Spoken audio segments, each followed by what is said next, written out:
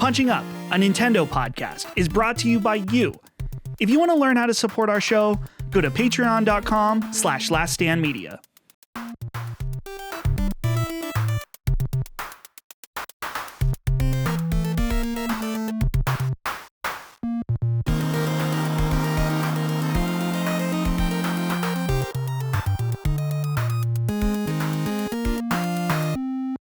Hello, everybody. Welcome to Punching Up, your bi-weekly Nintendo podcast from Last Stand Media. I didn't say hey gamers this time. I noticed last week I started with the gamers. Thought that maybe I could get a little chuckle out of you guys. Just sometimes a joke doesn't land. That was I don't know. We recorded later also. I don't know. I don't want to blame you guys for not laughing at the joke, but maybe I am. I'm your host, Dustin. Here with me, Mama Micah. Hello. Hello. Oh, I feel bad now. I didn't know it was a joke because I'm like, yeah, we're gamers. Like, I was with it. I was like, hell yeah, You're bro, unironically, yeah, let's go gamers. Okay. Exactly. I was like, let's that. fucking go. Yeah. No, I was with it. No, yes, we're recording earlier today. So you're going to get a different flavor of us. I'm on coffee today. So anything could happen, you know? It's like that guy when he was losing. Who's that man who was like losing his mind? He's like, fuck it, let's do it live. Who's that guy? Oh, do you know what I'm talking about?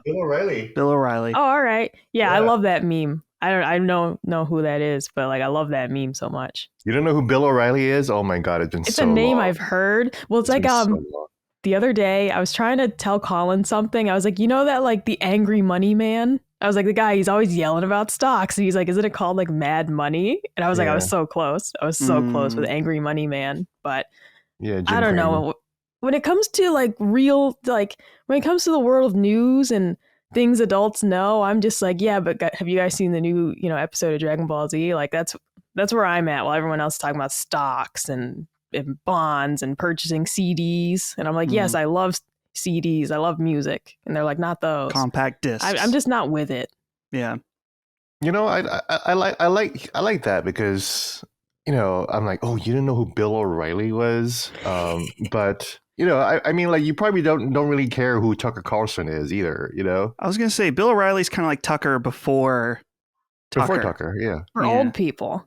Yeah. You're reminding me now, the O'Reilly factor, was it? That's it. Yes, that's I remember it. that. That was when, yes. that was when we were kids. Was. Yeah. I think that's the difference is the generation gap of like, yeah, I've certainly heard of Tucker Carlson, but yeah, Bill O'Reilly, it's like, wasn't he on when I was like 5? It's just like totally out of my... He got canceled for sexual harassment.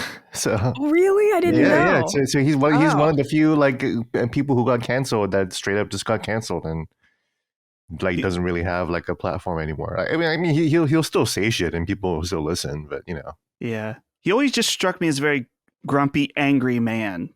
I never liked that. But being from conservative Western PA, we always heard people talking about, well, both him and Tucker. But anyway, Gene, good morning. How are you today? Good morning. No deep explanation of gooning today. I don't know. Has everything been said about gooning, or is gooning just evolving as time goes on? That was it. I appreciated you bouncing off me when I was like, right, and you were like, right, absolutely. I was like, yes. Yeah. Correct. Oh, I was taking it seriously. Sometimes sometimes you just need confirmation, a little agreement. I said this in the YouTube comments, Dustin. I don't mean to dick ride Dustin, but Dustin, you're a pretty funny guy. Absolutely. Thanks. Like you're like really funny and sacred. Like people always call like Chris like, oh, Chris is the funny man though, and I'm just like, I think Dustin's actually kind of underrated. Listen to Dustin a little bit more. He's got some good jokes in there. My gamers didn't work on us, but no, I don't think. I mean, gamers. That's like so.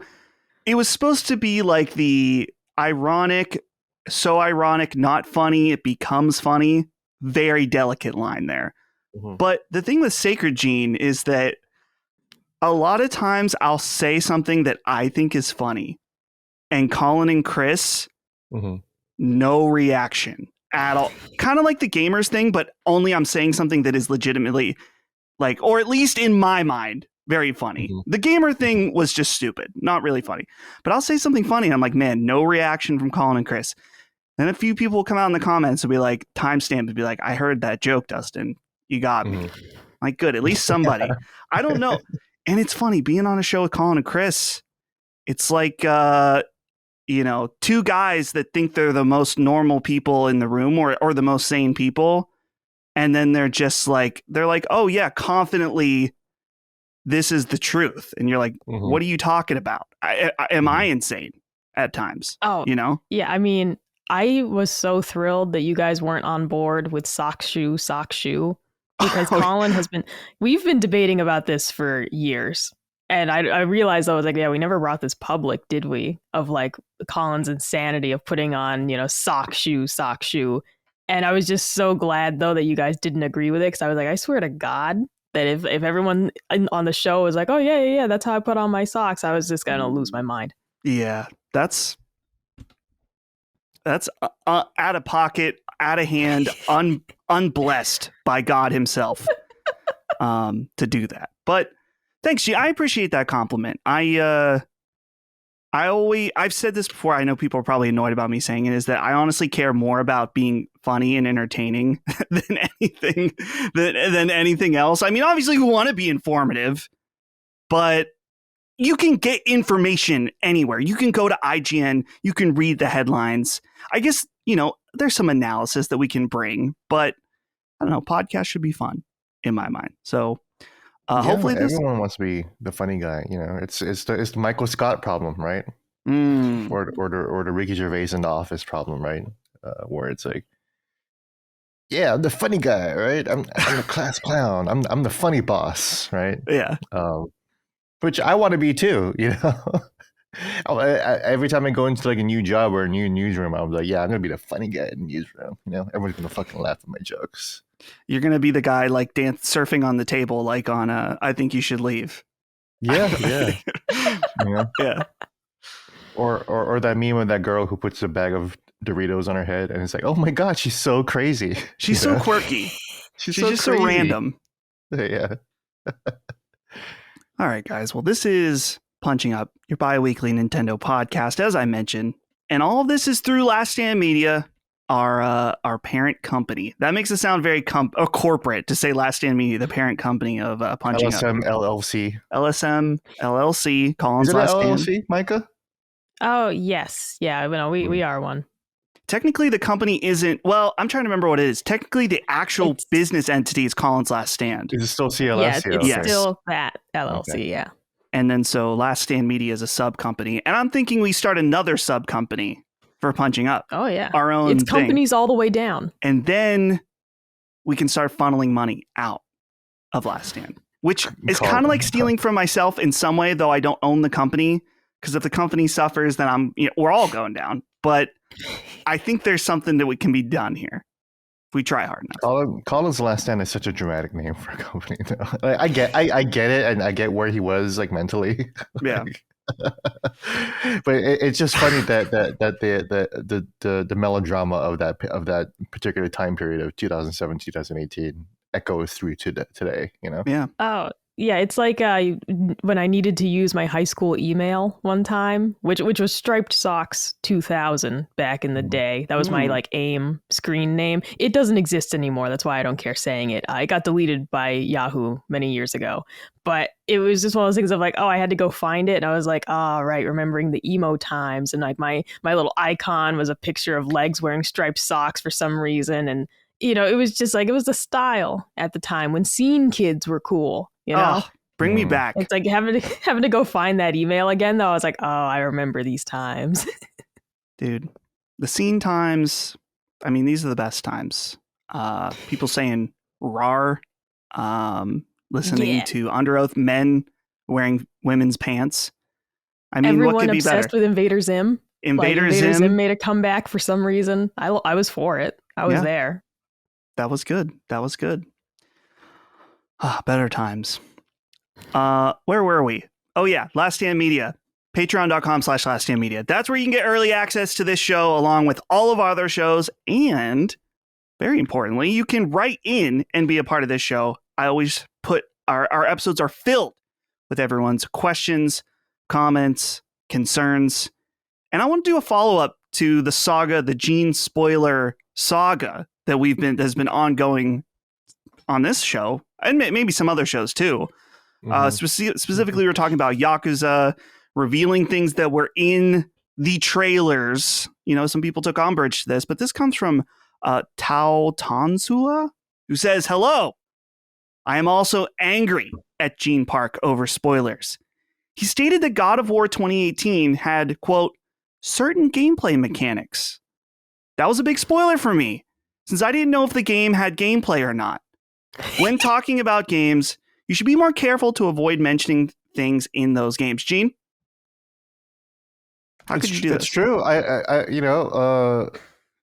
I hate to spoil Hellblade 2 for you guys.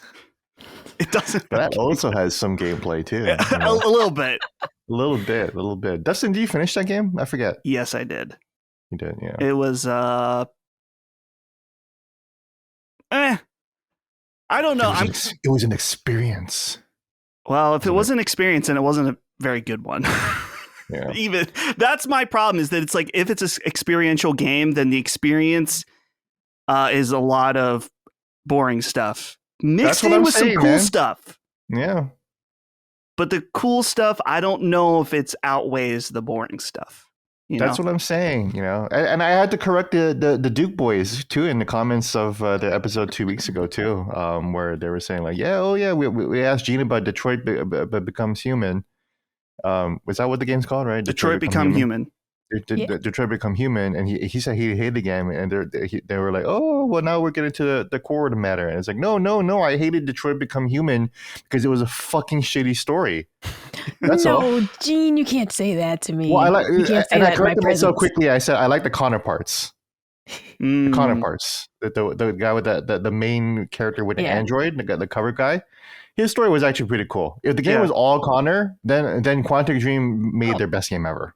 Well, yeah, him and Clancy Brown, all right, Mr. Krabs as a detective is fucking awesme. Like, the whole time I'm playing that game, I'm like, it's Mr. Krabs. That's half of why I loved it. Well, he was a Mr. Krabs type character.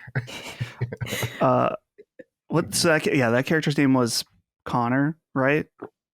Connor, the robot. Yeah, that's all I remember. But I remember him and the detective story, and that was like a fun like buddy cop robot story. Everything about the girl was terrible. Everything about the black robot was terrible. No, Gene, you didn't play it right. It's like the classic kid response of like, if you don't like something I like, it's like, you didn't play it right. Yeah. How else was I supposed to play it other than make decisions and walk around and look at stuff? Here's what I'm gonna say. Actually, Colin thinks this is crazy. My boyfriend at the time, we always played all the games where you make choices, the Telltale games, all these games, we took turns making the choices. Yeah. And Colin was like, that's fucking crazy. But it worked because it's my turn. We're doing this. And you make this like insane story at the end of it usually, because it's like, we played The Witcher 3 that way as well. Like, look, it's my turn to make the choice. Actually, right? The Witcher 3 is insane. Oh man. So like, but all those games, like that's how we played all of them. I recommend this to people, grab a friend, get a wife, and play the games with just a random person, and you guys take turns making decisions. It's infuriating at times. So you're like, I don't want to do that. And they're like, it's my turn. But it creates an excellent experience. Yeah, that's a little chaotic, but Holly and I do that, but we don't take turns. We kind of try to make decisions together unless they're quick ones, and it's like, I just gotta do it. But oh yeah, I don't know how many times in like Walking Dead, for example, it's like, I hit the dashboard button, on Xbox. It's like, okay, all right, what are we gonna do here? Like, somebody was bit. What do we do? And like, we just gotta like puzzle it out real quick. Right. But there were definitely times where the decision, like the quick time event pops up, and you just instinctively hit something because that's what those commands do to your brain.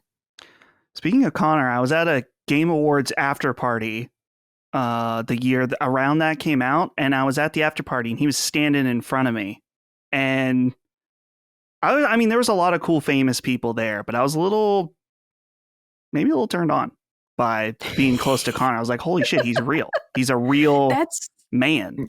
He was a handsome robot. What's cool. He's a good looking. I wonder what he's doing. The actor that played Connor. He streams a lot with his wife on Twitch and stuff. Oh, no kidding. I follow them on Twitter. They like stream all the time, and like they're always doing stuff online. Man, I wonder if that made it sound weird. I wonder if there's a Connor only mod for that game. Connor Because now I kind of want to play it again. I kind of want to re-experience the story of Connor in Detroit Become a Human. Dude. Just Connor and Clancy Brown. Yeah. The funny thing, I still think about that game. I enjoyed it. I liked it. There's some stuff though that I think the David Cage hate is mostly overblown. There is some of it though that I'm like, okay, Yeah. the robots, they're going to the back of the bus.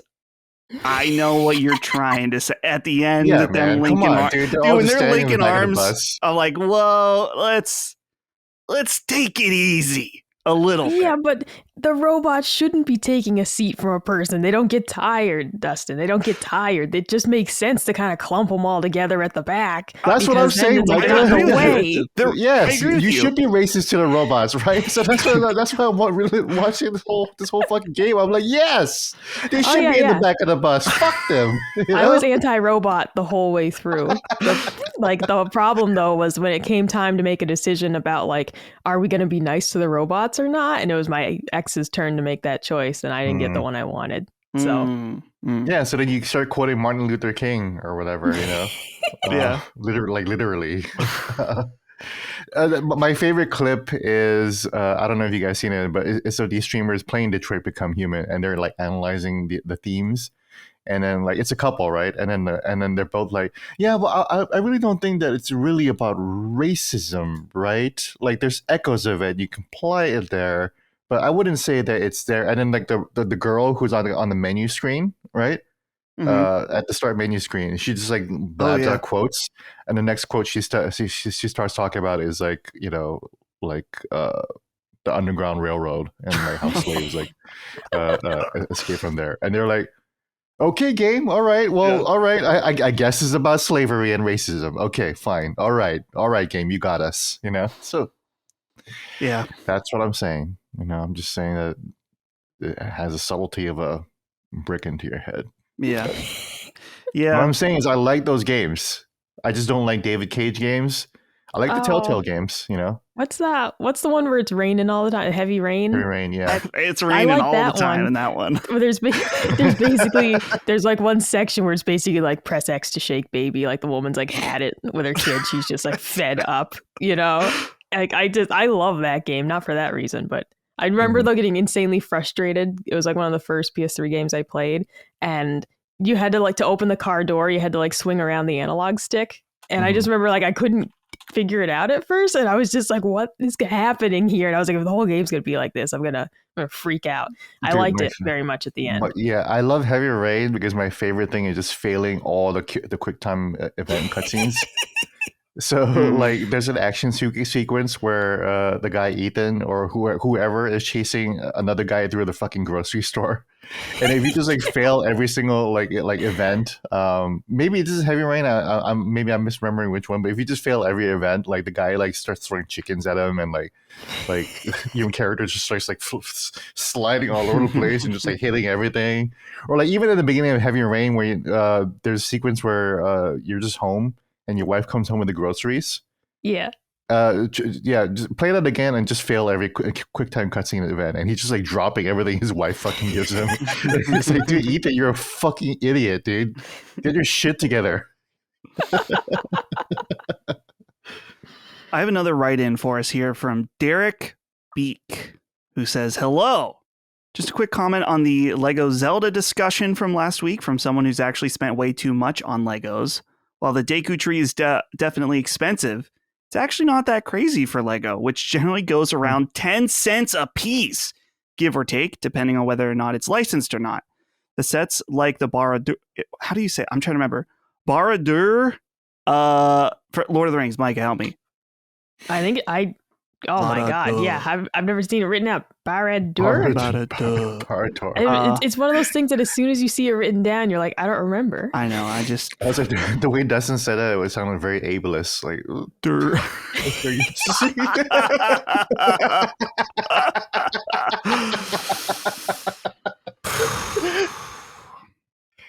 We walked the line here, folks. Yeah. So he's saying that this set is actually more reasonably priced compared to it, even though it's over $450. Not saying it's necessarily worth the money, but adult Lego sets over 2,000 pieces usually require you to pay a premium. Yeah, so I don't know what to make of this other than it's still expensive, but reasonably priced expensive in comparison. I don't know. I don't know if that helps anybody out here with their purchase of the Lego Zelda Deku Tree, but I don't know. It's a lot of money for a lot of plastic pieces. I get the engineering, but I can't. I actually walked into a Lego store this past weekend or last weekend. People who follow me on Twitter saw that I actually went to GameStop to trade in some games, and I actually got a cool $54 out of it, which is not bad. But then right next to the GameStop or across from it was the Lego store. So I walked in, and yeah, sure enough, every single set I saw there, every single box was a couple $100s. There was a Lego set of like completely unlicensed. It was just like, here's some fuck shit Lego, right? And it was $250. You know, I was like, there's no characters here. There's no setting that's like recognizable. I don't even remember what the fuck I saw on the box, but there was no license. And then I saw the, I guess, Baradur. Baradur. Anyways, the fucking Eye of Sauron, Lord of the Rings set, right? And yeah, that shit was as expensive as a PlayStation 5, you know? Holly would know how to say that. I think she just left the house, though. I'd bring her up here to... It's probably how you say it. Yeah, it was $500. Yeah, these things are really, really expensive. So yeah, here's what, everyone's talking about inflation right now, the economy. I'm not trying to make our Lego conversation political, but with these being so expensive and apparently no one having any money, who's buying this shit? Apparently there's some money out there. If people are spending $450 on Lord of the Rings Lego kits, I mean, that's just, if that's not disposable income, then what is? Really? I was walking around the Lego store and I saw these families and I was like, you fucking people have enough money to spend on this shit? Like, that's great. So, and then I was like, okay, maybe it's like walking around the Apple store, right?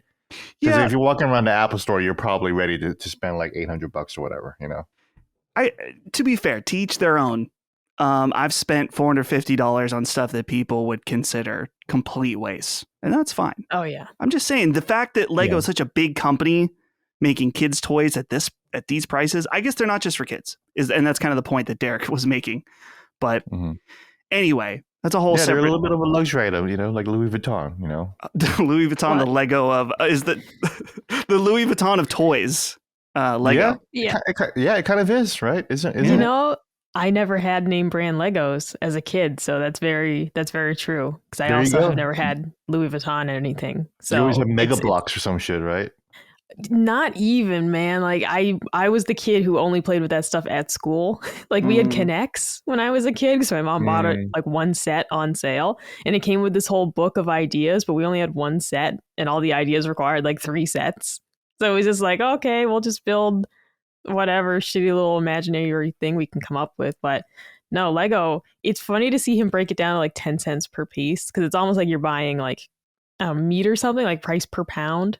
Which reminded me though that I have seen at like secondhand stores, like they sell Lego by the pound, and like you fill up a bag and they weigh it and it's like, oh, this much per pound. It's weird. Lego's weird. I like it. Lego's weird. I have a giant bin of Legos from when I was a kid, and I mean, surely it's gained value significantly since I was a kid. I've just held on to it, and luckily it'll go on to my seed, you know, and in the next generation of Furman can carry on this Lego. By the time he passes it on, it might be worth like $1,000 or something based on inflation, Dustin, Lego inflation. I got to submit from the community the name Thurman. Oh, Thurman. I got to submit that. Saw that in the Facebook group. Someone said I got a quality name for Dustin. Thurman. Is Thurman really... I've never heard of anyone having the name Thurman. Oh, I do know a real Thurman, yeah. I mean, It became popular with Bad Santa, but I do know a real Thurman. Interesting. Well, there's also Herman, too. Well, that's the main... that's the one Colin put out, was Herman Furman. Herman, yeah. So, something to think what about... Or Baradurman. I was going to say, the brand of ketchup at Aldi, isn't it Berman's? Berman. Yes. It's a good brand of ketchup too. Berman's. Mike, I told you how Holly and I should have brought this up on Constellation when we were talking about, your dogs and their backstory. Holly and I have an entire Aldi backstory for all their different brands. Like there's Clancy's chips, and we were saying that Clancy's, they're like the mafia of the Aldi group, and they take care of things, because there's that. And then the Berman's, I think we said that they were like retired firefighters that were like just like getting together making sauces and stuff. Sometimes there's like infighting, like the Fit and Active people. They run like a money laundering scheme that the Clancy's need to go and take. They got to go clean some people out every once in a while. I'll maybe at some point this can be a Constellation topic that no one will care about. No. The lore of Aldi's. Yeah, the lore, the Aldi lore. Someone's got to do it. It's gonna be me. You know what? Too, I realize I am one of the heathens that say Aldi's, and you're one of the correct people who say Aldi. But like, I also I say Kroger's. I've never even been to a Kroger's. Isn't that what it is? Kroger's? I thought it was just Kroger. Oh, you mean you add the S? Exactly. That's what I'm saying. Yeah, that's a big Midwest I say thing. Aldi's. I say Kroger's. I don't know. Is it Midwest thing? It's also a very Hawaii thing too. Okay. Oh, maybe I'm Hawaiian at heart. Yeah, but we just add the S to we just add an S to everything. Here you'll hear no one calls it Panera Bread. It's Panera's. Panera's, yeah. You go to exactly. Giant Eagles, Targets. Targets, maybe not. You have to be deep Western PA to say like something like Targets, but seriously, everyone calls it Panera's here. There's an S at the end. There's just an S to things all the time, which arguably is Pittsburgh is like kind of like Midwest adjacent. We have a lot of those isms, but guys, I guess we should talk about Nintendo a little bit. Let's get into the first news topic here. This was I can't wait to talk about this on Sacred too, because there's two sides of this. Sony just announced at Summer Game Fest they're releasing another game on Switch. So as you guys may know, they've released MLB The Show on Switch, kind of, I think, at gunpoint by the MLB, probably due to licensing. They're like, you got to release this everywhere. So Sony has released a game on Switch before, but they're doing it again. And this time, it seems like probably out of their own will. Lego Horizon Adventure is being developed by Guerrilla Games and Studio Gobo. I looked into Studio Gobo a little bit. They're primarily a support studio. They worked on Hogwarts Legacy, For Honor, Redfall, all kinds of different stuff. So I looked at the press release and it says Lego Horizon Adventures is a playful and lighthearted story inspired by the events of the critically acclaimed Horizon Zero Dawn.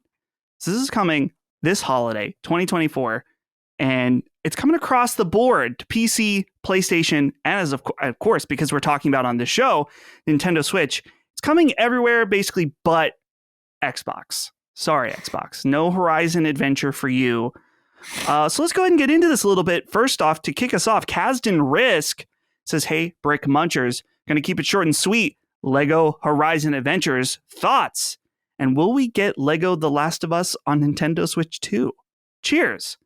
So yeah, I think that the big thing about this story, say what you will, I mean, we talk about the game, of course, if we want, but PlayStation releasing a game on Switch, very interesting.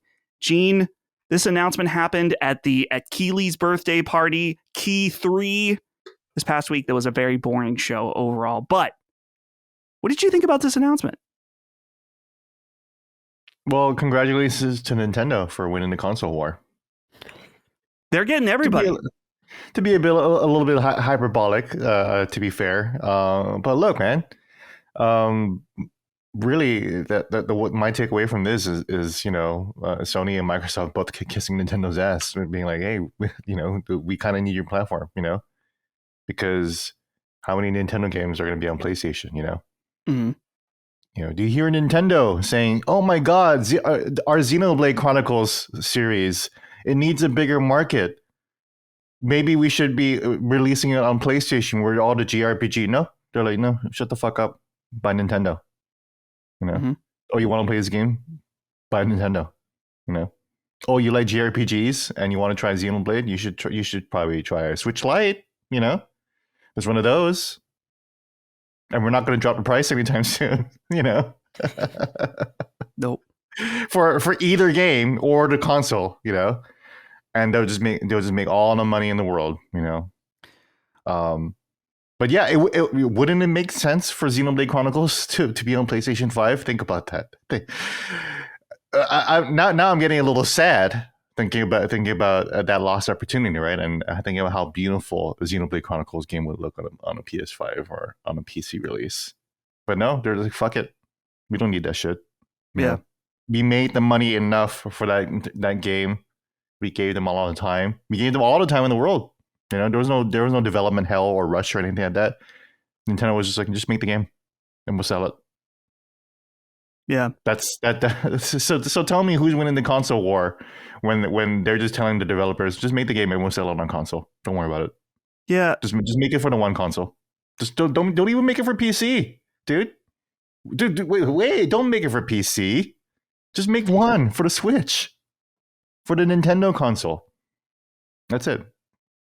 It is always interesting to me, and maybe this is kind of a side point, but talking about the console war, if we want to get into that, there's always this idea of PlayStation versus Xbox, and I get it because they are more in direct competition as far as like what their platform offers. They're very similar in a lot of ways, and Nintendo's doing something different. But I always am like, dude, Nintendo is very much part of the conversation. You can't be like, oh, they're doing their own thing. It's like, no, they're not. Their money in people's buying choices, they're a huge option, and people only have so many dollars to spend. Unless you're buying Legos, then apparently you're spending all the dollars on that. But you only have so many dollars, and it's like, yeah, of course, Nintendo, of course, is going to be part of that conversation. So yeah, absolutely, Gene. It's interesting that they kind of especially now with Xbox 2 going complete third party. Well, maybe not complete. Getting pretty damn close to it though. And apparently going to be releasing some games on Switch as well. It'll be really interesting. I feel like Xbox is basically a third-party publisher. I mean, like, you got Satya and Nadella like crowing about how we got all these games on the PlayStation charts. Yo, if you're talking like that, you're also obviously Xbox is a platform holder still, right? Can't count them out yet. They just released those Galaxy Edition Xbox Series X debuted at the Xbox Showcase, right? But they're also a third-party publisher. I would count them as much too. But I'm sorry, go ahead. Yeah, I was going to bring in Micah here. What do you think about this? PlayStation bending the knee and releasing something on Switch. What do you think? Yeah, see, I thought this was the perfect game for it because when Colin mentioned this to me and he was saying it like, that's pretty nuts. And I was like, but it's a Lego game. Because to me, and I always say that like my position on these shows is like I am the general consumer, right? Of like, I'm really not on one particular side. And I'm also certainly not Colin in terms of like analyzing the businesses and all these things. Like my reaction to this just as a customer was, well, it's a Lego game. I'd expect it to be available on not just PlayStation. Because to me, it was a Lego game first and foremost and not a Horizon game, let's say. And I love the Lego games. I'm a really big fan. So I was like, not as phased by it. And then when he was like, well, it's not on Xbox, I was like, well, that's the part that seems like a big deal to me is that because it's like in my head, it's first and foremost a Lego game. And I even think you might even have like parents who are looking at these games and be like, why isn't this on my kid's console? Like, it's a Lego game. What do you mean they're not putting this Lego game on Xbox over here? Like, so I thought that was the more interesting thing, honestly, is that they'd go for one and just not all. Really? Because it's like, I don't know, if it's not going to be exclusive, money's money. Just put it on all the consoles. Maybe it'll come to Xbox later. But it seems odd to me to not just go for all three. If you're not going to keep it exclusive to PlayStation in the first place, why stop at Switch? Why not just have it available everywhere? But I also think it's a pretty cool fit for Lego. I'm not the biggest Horizon fan, but I might play this because I just like the Lego games a lot.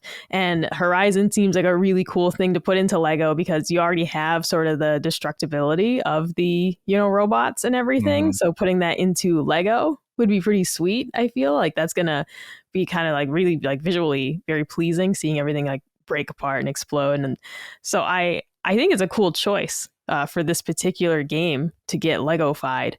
But I think it's weird to not just put it on Xbox as well, all at the same time. Like, to me, that's the more weird choice. But I really wasn't surprised that it came to Switch, just because it's like Lego plus the Switch, a big part of their audience being younger gamers. It just feels like a home run right there to just put this on this console. Yeah. Well, let's go to James Hill here, who says, "Hey, punchers, is Lego Horizon Adventures going to be a one-off? Or is PlayStation going to keep bringing over more all-age friendly games? Have a great day." This question got me thinking, James. Just recently, and of course, this would be over on Sacred Symbols where we talk primarily about PlayStation, but for our Nintendo audience here, we were talking about how recently on one of the investor meetings, they're talking about PC being a platform where they see it as a way to get people in on an IP and then entice them for sequels and new entries to come over to PlayStation 5. Very interesting. PC, big player base, makes a lot of sense. I'm not putting this out as like, I predict this will happen. I just want to let the audience know where I'm thinking. Why wouldn't that be the case also for Nintendo Switch that has a huge install base? Could be interesting, particularly with Switch 2. Let's say Horizon 3 is coming out. Like, oh, Switch 2 is powerful enough to run Horizon 1. The remake? The remake, maybe? Right. I can't believe, I still can't believe they're making a Zero Dawn remake, but fuck it. If they're going to make one, then yeah, port that to Switch 2, right? Yeah. So I wonder, I don't know. Again, I'm not making any kind of like, I think that PlayStation's going to release their old games on Switch. Timestamp this. I bet it happens. You think it's going to, so Gene, please, what do you think about this idea? I wouldn't be surprised. Yeah, that doesn't sound that far fetched, Dustin. I think you're stepping into a brave new world there. But that seems to be the vision. Why not train these kids, these youngins on Aloy, the lovable character, and all these cool robot dinosaurs, and then it's like, oh, that's the real Aloy. I remember playing Lego Horizons as a kid 4 years ago. And then now I'm going to play, and now they're releasing Horizon 1 remake on the Switch too, Yeah, but maybe it'll take a while. Like that's why I say 4 years, right? Like, I don't think it's going to happen next year, or like, Horizon is going to be a PS or a Switch 2 launch game. That's going to be crazy. Don't do that, Sony, please. You're not that bad off. Yeah. Obviously, I'm gloating that Nintendo is winning, but it's like, come on, like you're not that bad on PlayStation. You can still hold on to that game for a little bit longer too. But yeah, like in a couple of years, yeah, I see that paying off. Just plant the seed of Aloy early on in the Switch 2 and in the Switch kids. But to Micah's point also, yeah, I mean, surprisingly, there's no Lego Mario game. I'm actually shocked that they haven't made that, considering Nintendo and Lego have been having a partnership for a couple of years now. But if they ever make a Lego Mario game, are we ever going to see that on PS5? No, I doubt it. They didn't. The Nintendo didn't even want Samus in Fortnite because Samus is going to show up in other consoles. Like, no, fuck you. If you want to play Samus in Fortnite, play it on Nintendo. The Mario Minecraft, right? That was a whole partnership, right? You can't play. That's not visible, and you can't play that in any other version of Minecraft. They're like, fuck you. Buy Nintendo. Right. If I want to play Mario and Samus and all these characters. Micah, do you think that this could just be the beginning of something, or is this going to be very specific? Like I think you mentioned because it's Lego. Could there be others? Oh, see, potentially, yeah. Because I think of some PlayStation franchises that people really want to see new entries for, but that it's clear Sony does not have enough faith in it. Like things like people really want Sly Cooper back. People want another Little Big Planet. I do think, though, that the subset of PlayStation gamers who really love those games are outnumbered by the people who are more indifferent to it, by the people who saw the new, Astro, little robot game and were like, oh, boring kid stuff. The excitement I saw, like the genuine excitement I saw for that game was like really people were hyped about it. But then also seeing all the negatives, like this looks like Nintendo shit, this is boring. Seeing all those comments kind of reinforces the idea of why some of these, classic like mascot type games are not coming back to PlayStation. Do I really think it'll happen? Probably not. But the potential in my head for, hey, maybe Sony would say, you know what, the next Little Big Planet will come to Switch as well. Get the kids hooked on it. Like things like that. It's understanding where the majority of young people are. And again, I'm someone who enjoys, cute, colorful games. I'm not saying these are strictly for children, but the appeal is very obvious. And the appeal to parents is very obvious. So something like Little Big Planet, if Sony is concerned about soft sales on their own console, maybe bring that to Switch. These are things that having a Horizon game on Switch, yeah, maybe it is only because it's Lego, but the potential, when you start thinking about it, you start thinking about like Sly Cooper coming back, things like that could be pretty interesting if they also ended up on Switch with just that install base of young players, of parents looking for things that are appropriate, all those things together. Like that's an idea. It would be pretty cool to see some of those more family-friendly games coming over. Speaking of family-friendly games, Alex Watson says, hey, y'all, with the crazy announcement that PlayStation is launching Lego Horizon Day 1 on Switch, could it be that my wildest dreams are finally coming true? Could we see a PlayStation character in the next Smash Brothers? Smash is my absolute favorite series, and Aloy would be such a great fit. What do you think? Am I dreaming too big? Thanks, Alex. So what do you guys think? Gut check. Gene, Aloy for Smash, the next one. Aloy's officially, in one way or another, a Nintendo character. I don't want to say like Nintendo lineup, but she is a character that appears on Nintendo. Yeah, I mean, Smash already has characters that don't appear really on Nintendo, right? Or haven't really historically been there. So, that seal's already been broken. So, and Aloy's already been in Genshin Impact, for fuck's sake. Yeah. And Genshin Impact was supposed to be on the Switch. That port just never happened. I'd be looking forward to that for the Switch too, at least. I kind of miss Genshin Impact. But yeah, that could happen. And yeah, to Micah's point, the whole family-friendly bit, family-friendly is for adults. And I think, I don't know if I've elaborated on this, but the family-friendly approach it seems like the way to go for the future. I think that's what PlayStation is realizing. Look, man, we can't even.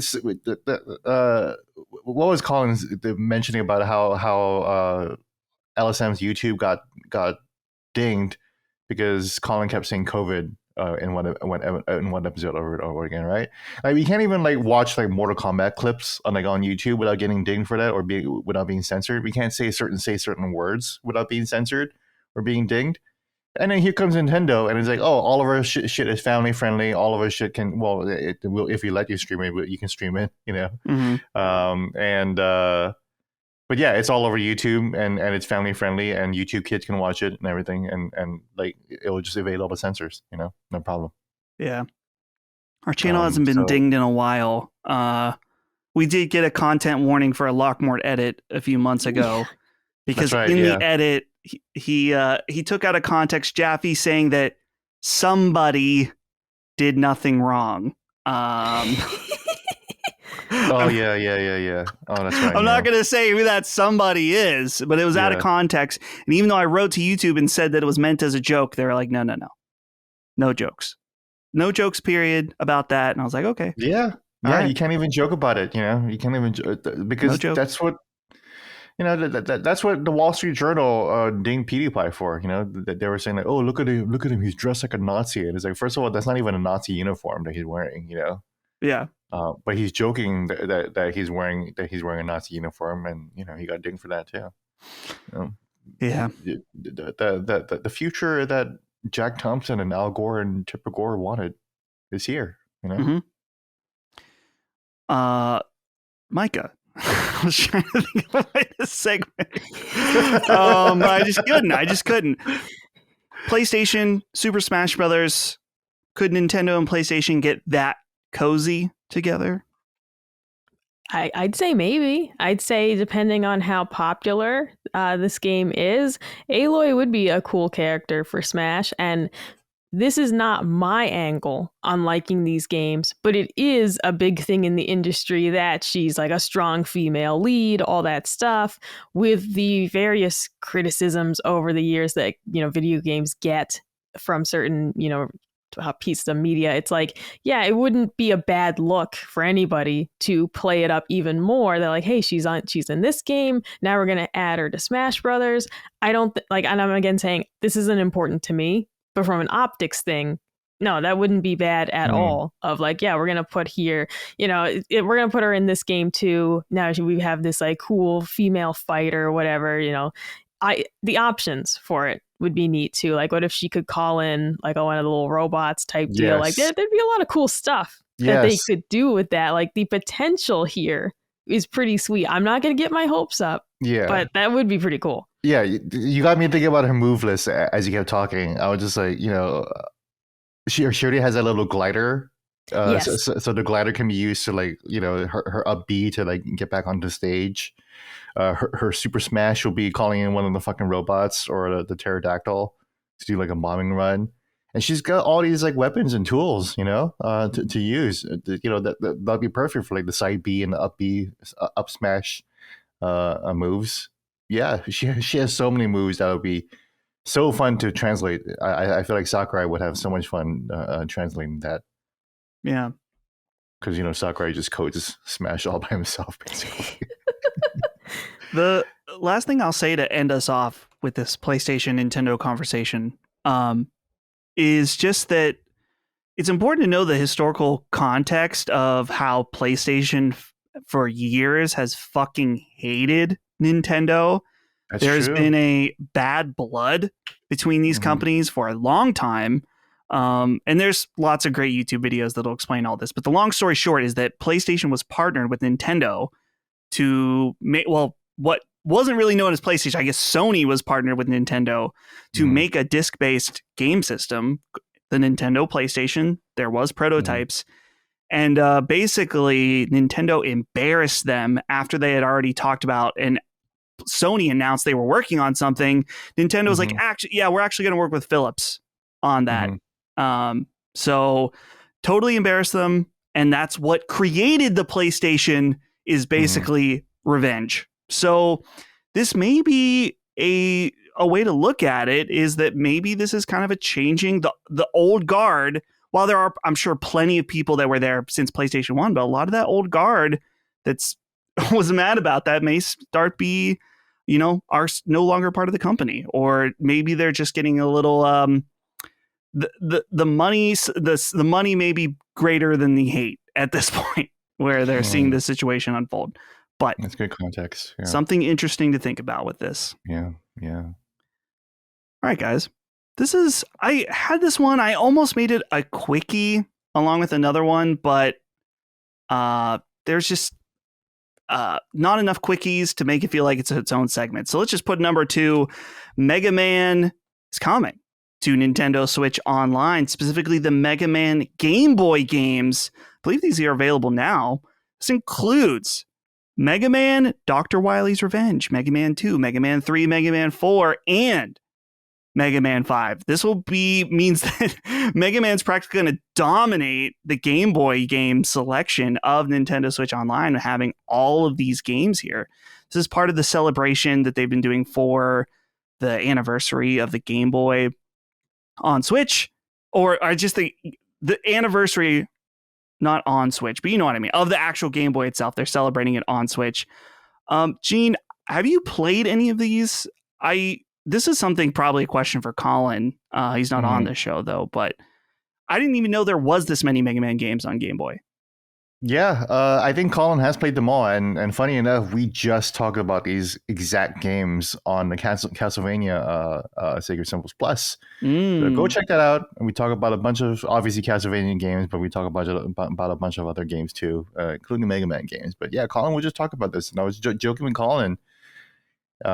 He should play these again and be a guest spot on Punching Up. You know, Yeah. we should give him a platform, maybe. You know, He'll not talk that guy. about Mega Man for 4 or 5 minutes, and then he can shit on Nintendo the rest of the episode. Basically. Yeah. Yeah, Though yeah. But if he wants to play these games, he's got to come to Nintendo, right? that's right. He And has Nintendo's to. like, "Fuck you, Colin. If you want to play Mega Man, He's got to get that subscription and earn yeah, zero you got to trophies. start subscribing to us now. You know, Mhm. if you want these games." This is But what we were yeah, saying earlier. Nintendo says we win. We win. Mhm, Come here. You got to mhm. come here. You got to All come right. here. Yeah. We got what you want. So Yep. you know, I did play. I don't remember how much I played of these, but I did. I definitely remember playing Mega Man 1. I don't know if I played Mega Man 2 or 3. But I was definitely stoked that there was a Mega Man game. I think these are much smaller. Like instead of having like 8 robots and like a castle or whatever, like it'll have like just 4 robots basically and like one stage. You know, Hmm. because yeah, that's what Game Boy games were. They were just very very truncated versions of the big versions. You know. So yeah, exciting stuff. I want to check it out. I will someday. Cool. I love Mega Man, so I'm not as big of a. That's what I appreciate about Colin is that Colin is such a huge like Castlevania and Mega Man fan, and I love those series, but like I'm not as big of a fan as he is. So Yeah. He's a mega fan, but mhm. can only be a mega fan of so many things without being fake about it. And I think that Yeah, that's right. You know, like I feel like I'm part of like so many fandoms, like the Souls fandom and the Yakuza fandom. What else? You know, like you're part of the Kingdom Hearts fandom, like I'm part of like the Final Fantasy fandom. But it's like there's only so much fandoms that you can be a part of before it just feels like you're kind of just kind of everywhere and it's like, oh, I just like everything. it's a side note too, but it's funny because you can be deep into a fandom, but there's always going to be someone who knows way more Mm-hmm. and can claim to like it way more than you Mm-hmm. and try to shit on you for that reason, Mm-hmm. no matter what. And it's like, dude, I don't want to like anything as much as you like this, Mm-hmm. particularly with Kingdom Oh, Hearts. But Mm-hmm. yeah. Yeah. Well, I brought it up to Colin recently. Do you guys remember the game Sega Superstar Tennis? I yeah, was obsessed with that game on 360, okay? And you could go online and play. It was awesome. I picked it up like years later. I went back just to play around with it. And I was like, I'm going to see if anyone's online. There were still people online. And of course, they'd been playing for so long. They were like savants, right? Like you Mm. could not beat these guys. And I was just like, I respect how good you are at this, but I also can't believe you've been playing this for the past 6 years. Like, I can't believe you've clearly never stopped playing. Like, you could get in that game, get in a match pretty quickly. These people would destroy you. And I was like, I am a little impressed and more ashamed that you have devoted so much time to this. So there's a fine line, definitely, between getting too into something that can happen. Yeah. Like to your point, Dustin, earlier too, you know, when we were talking about when we had our Final Fantasy VII Rebirth spoiler discussion, right? I mentioned earlier, oh yeah, Maximilian dude totally got the story wrong, right? And then we had people in the comments saying you should put more respect on Maximilian dude. You know, he is a leader in a community. It's like, dude, Maximilian dude himself has said one that he's not really that deep into the lore. You know, he's just playing the games and just reading stuff. You know, he's not into the extra stuff. You know, and two, like he says, like don't come to me for the lore. You know, like I don't know what I'm talking about. I go to the lore nerds when I discuss stuff, but he's just theorizing. You know, so it's like I think some of you guys need to also understand, like there are different people in fandoms that serve different purposes. You know, Max is a hype dude. You know, and Max is a good friend of mine. You know, I want to say a good friend of mine. We're acquaintances, but you know, he doesn't want to be like the Final Fantasy VII lore nerd. You know, don't go to him for the answers. yeah. You know, Yeah, it's this actually I was trying to figure out why this was on my mind. It was because since I beat Elden Ring again, mm, someone asked me if I used summons, and I said, "Yeah." Mhm. And apparently that made me a bitch. They didn't call Yeah. me a bitch, but that was what was implied. I was like, dude, I'm just playing again because it's fun. And here's the thing too about Mhm. Elden Ring in any Dark Souls game, it's okay to use summons. You're Yeah. not less of a Dark Souls fan or From Software fan or player or whatever. That's an intended way to play the game. And Mhm. one of the intended ways to play, including Mhm. the Mimic. Including the mimic tier. Including the Mimic. Yeah. So I don't give a fuck. But Yeah, I use the mimic tier freely in Elden Ring, no problem. I'm just like, this guy is really hard. Help me out, buddy. I remember it specifically because I said that I was a pure strength build and I said the game was much easier than I remember. Mm. And they're like, well, you said it's easy, but you use summons. It's like, dude, not all the time. Some of these bosses, dude, if you get a strength build, you get the gut sword, and then there's the move, I can't remember what it's called, like lion something, where you like do a front flip and slam it on dudes. The guts slam, yeah. Dude, I was not quite one-shotting, nowhere near one-shotting. I guess beating bosses on the first try without taking damage in certain instances, like, man, this is strength build OP points. Anyway. Yeah, I do think the Kaisenat stream did kind of harden people's views on using summons, because Kai didn't use any summons at all. He just went straight forward. But then he played for 200 hours straight. And you know what? We don't have that fucking time, We're not making millions of dollars at like per hour, to play it like this. If I was making as much money as Kai was, yeah, I play with no summons. I play naked, no problem. Like naked personally in real life and naked in the game, both, So he didn't use Mimic? He didn't use Mimic. He didn't use Mimic at all. He didn't use any summons. He didn't use any of the gold summons. He didn't use Mimic. He didn't use magic. He just had a sword and he just kept rolling and hitting. That's it. I might need to. Now that I'm back into the swing of Elden Ring, it would be kind of fun to do a no summon run. I think I could do it. Check it out. Yeah, give it a shot. I've never actually done it before. Because to me, some bosses of Elden Ring are so. I mean, we'll talk about this more later. But yeah. Oh, yeah, we started this talk about Mega Man on Game Boy. Yeah, we can't. Yeah. Sometimes Elden Ring, you just can't fucking stop talking about Elden Ring. I can't wait to have Elden Ring on the Switch too. Yeah, that would be cool. Okay, moving on to number 3. We'll get Micah in here. I put this in here for you. A new Life is Strange game has been announced called Life is Strange Double Exposure. Max Caulfield from the original Life is Strange is returning as the main protagonist. And here's a little write-up from Deck 9's PR. It says, Max Caulfield, now photographer in residence at the prestigious Calden University, discovers her closest friend, Safi, dead in the snow. Spoilers! This character's dead. Oh, no. I ruined Life is Strange Double Exposure because I mentioned someone died in a trailer. It was in a trailer, though. You can't mention that thing's in a trailer, Dustin. Come on. I'm sorry. I'm sorry. I like this write-up because it says dead in the snow, and then they put like extra spaces and they say murdered.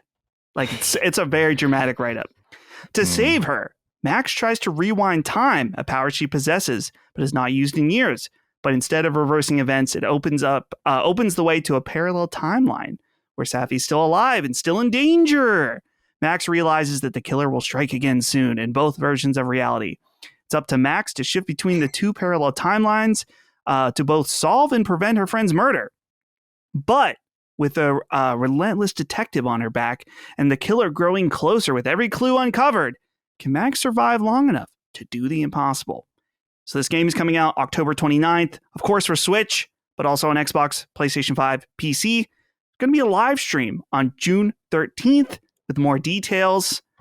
And Mike, I asked you about this. It's probably known by our audience now. I fucking hate Life is Strange. I tried to play the first one. I thought it was so corny. The fact her name is Max Caulfield is so fucking on the nose that it annoys me. For Catcher in the Rye, of course. Catcher in the Rye. I didn't know. It's dude, and she takes the fucking selfie of her close self during class. She like does weird Lord of the Rings voices. I can't stand this game. But I know a lot of people really like it. I don't know if Gene likes it. Maybe. But anyway, I feel mean, like now I'm not beating the Gene Park hate story game allegations. When I say Life is Strange, well, I haven't played it, so I can't say whether I like it or not, right? But everything that you're describing, Dustin, is exactly why I haven't played the game, because like I fear that experience, whereas I'm going to be like, I'm not the audience for this. I'm trying to be nice about it. It's like, I'm not the audience for this. So I feel bad. I should have waited to shit on it because I don't want Micah to feel like she's on the defense for this game. Because I know many people like it. So I should have waited. Mike, I'm sorry. I know you like the first one. I mean, I'll be saying like I avoided it because it looked like clear Tumblr bait. So it's like, so I was like, yeah, I'm not playing that game. I'm sorry, No, I loved the game when it came out. The story, I liked the story a lot. I liked her ability for controlling time. Are there some corny aspects to it? Absolutely. But a big part of it was that it did feel realistic to the high school experience. Not the part where you have the power to control time, but some of the wacky things that she does, it did feel like, yeah, this is what a high schooler is like. Part of that being when this game came out, I was only a few years out of high school. So maybe that's part of why I was like, yeah, this is fine. If I was playing it now, it might feel more, even cornier, for example. But it did feel like, for example, that dinosaur high school game, when that came out, there was nothing appealing about that to me. I was like, I'm too old for this. That's like it just bait. Right. Like it distinctly felt like I'm too old for this, because in the way that even sometimes with Persona, and I'm playing those games and I'm like, oh my God, just talk to the girl. Like, for Christ's sake, man, like, stop beating around the bush. Just ask her out. She's going to say no. It's fine. Like, but you have to, if I was in high school at the time, it would be like the end of the world to ask somebody out. As an adult, it's like, you ask them out, they say no, you just move on. Right. So part of this was, at that time in my life, I definitely felt like I still kind of understood high schoolers a little bit. But I loved the story, had some really unique twists and turns in it that I still think about later on, of like the difficult choices. Because no spoilers at all for the first game, but there are some just heart-wrenching choices to make of like, oh my God, like really putting this poor kid in a position of having to choose some awful things. So I super enjoyed it. I did not like the follow-up games, though. I didn't like the Before the Storm, expansion or whatever with Chloe, because I didn't like Chloe that much in the first place, really. So things like that fell flat for me, of like, no, I don't want to play as the rebellious, annoying teenager. That's not the one I liked at all, really. So the follow-ups didn't do anything for me. I didn't play any of the other spin-off type games. They just did not interest me. This one, though, the trailer looks pretty cool, and it being on Switch, that seems like the perfect place to play a game like this. So I will probably be checking this out. I'll be looking forward to that, those extra details coming on the 13th. But I'm looking at this right now saying I'm probably going to buy it. Having the original character come back is pretty cool. So I think this is going to be something I'll definitely be checking out. Cool. Yeah. October 29th release date. More info. June 13th for the new Life is Strange double exposure. I saw a bunch of people complaining about Max Caulfield coming back, and that is Deck 9 making the game. What is Deck 9 problematic? Did they have shit going on? Well, there's 2 Life is Strange studios that have made it, and maybe there's one that people like and one that people don't, because there's Don't Nod. That's the other one. Did Don't Nod make the original Life is Strange? And maybe that's the problem, is that they're making a sequel to the game that they didn't make. Yeah. I'm not sure. We need a Life is Strange expert.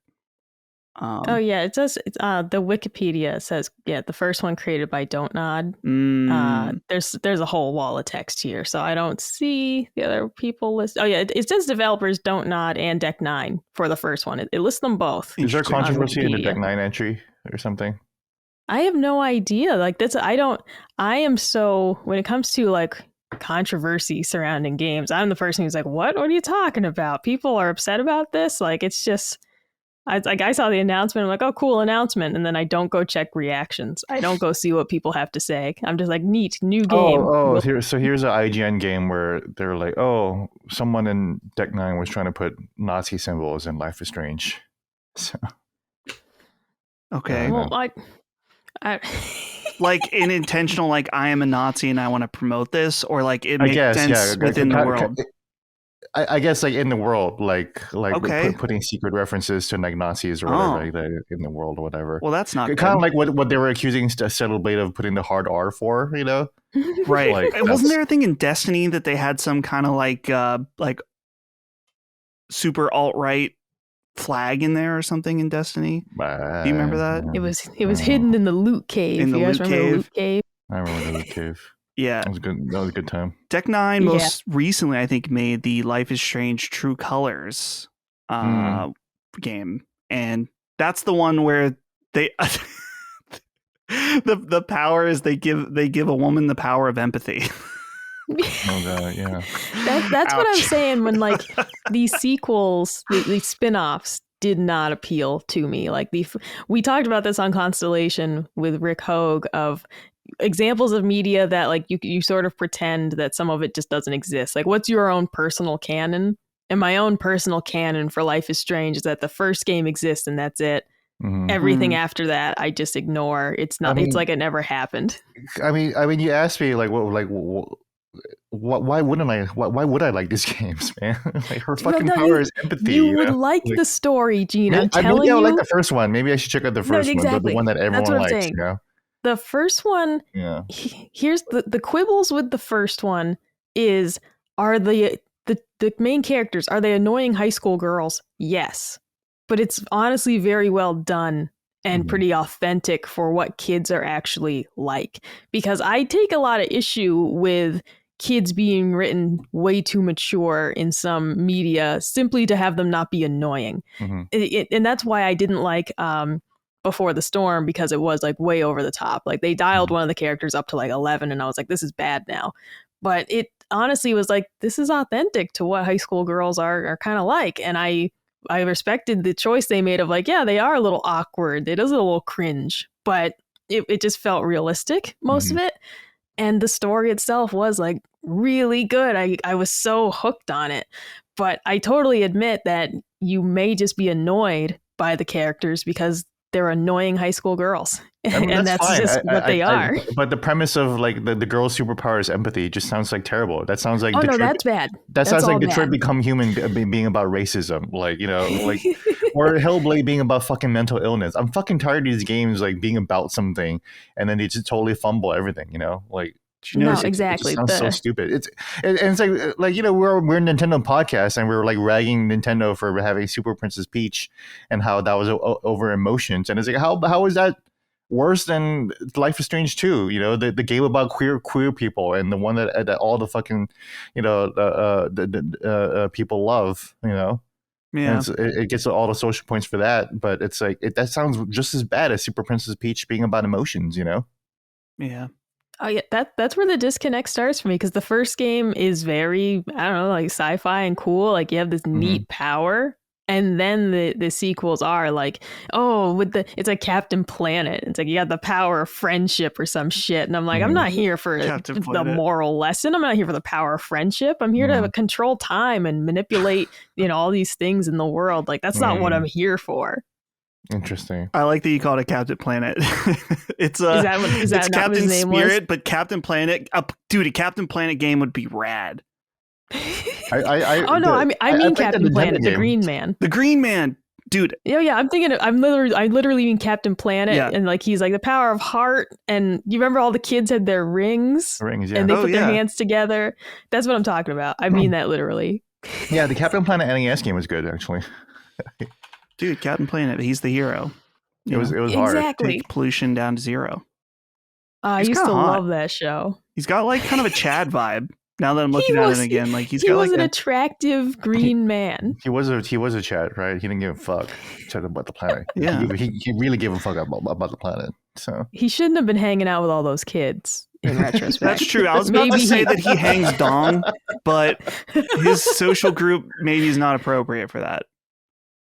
How old is Captain Planet though? Canonically, maybe he's like 17. Perhaps.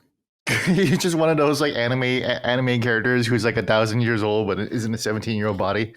Oh, Captain Planet is an ancient entity. Okay, there you go.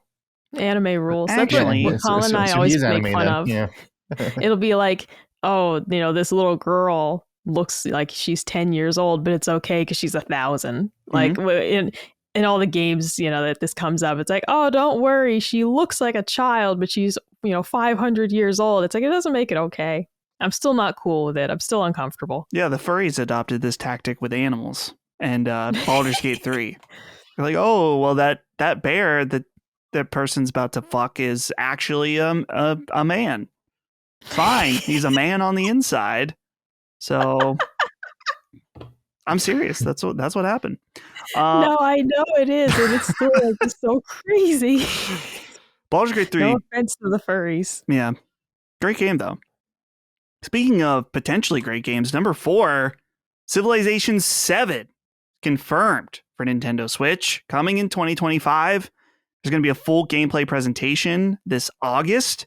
This is notable because normally Civilization games come out on PC first and then are released to consoles afterwards, but this is going to be a simultaneous release in 2025. I am personally pumped for this. I have loved Civilization. Man, it's funny because it feels like I got into it late at Civilization 5, but that was well over 10 years ago now. So I've been in Civilization for a decent amount of time. But Civ 5 was amazing, particularly the Brave New World expansion made it nearly perfect. Civ 6, I didn't play the expansions of it, but I never felt like it was quite as good. Maybe the expansions make it a lot better. So I'm very curious to see Civilization 7 and how they're able to adapt this further. When this comes out, Holly, she's going to be neglecting the kid, the baby, the little Herman Furman. He's done for when Civilization comes out. I'm going to have to spring into full-time dad mode because Holly will be all over this. I can't remember. Do either one of you care about this? No? No Civ I'm players? actually excited. Oh, you're excited? I've never played it, but between you and Holly, over the couple of years I've known you guys, I do know this is one of Holly's like beloved series, and I do enjoy, I love my strategy RPGs. Those are my favorite type RPGs, moving my little armies across a grid. I love that. And I mentioned this on Constellation when I got recognized at a doctor's office recently, and the doctor started asking me what video games I like because she recognized me from the podcast, which was weird. I mentioned I like strategy RPGs, and she's like, "Oh, my husband and my son love Civilization. Have you ever played that?" And I said, "I actually want to try it sometime," before knowing that this was going to happen. So this, once again, it's the way to get me to try things is to put them on Switch. So I actually am kind of excited for this.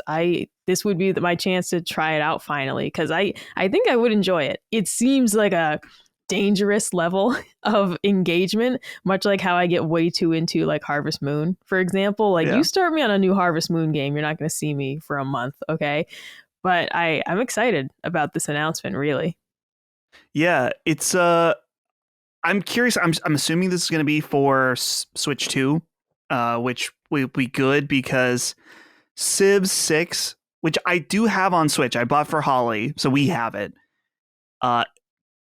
Not so hot on Switch. Pretty stinky. This isn't like Witcher 3, like, oh, it looks kind of gross.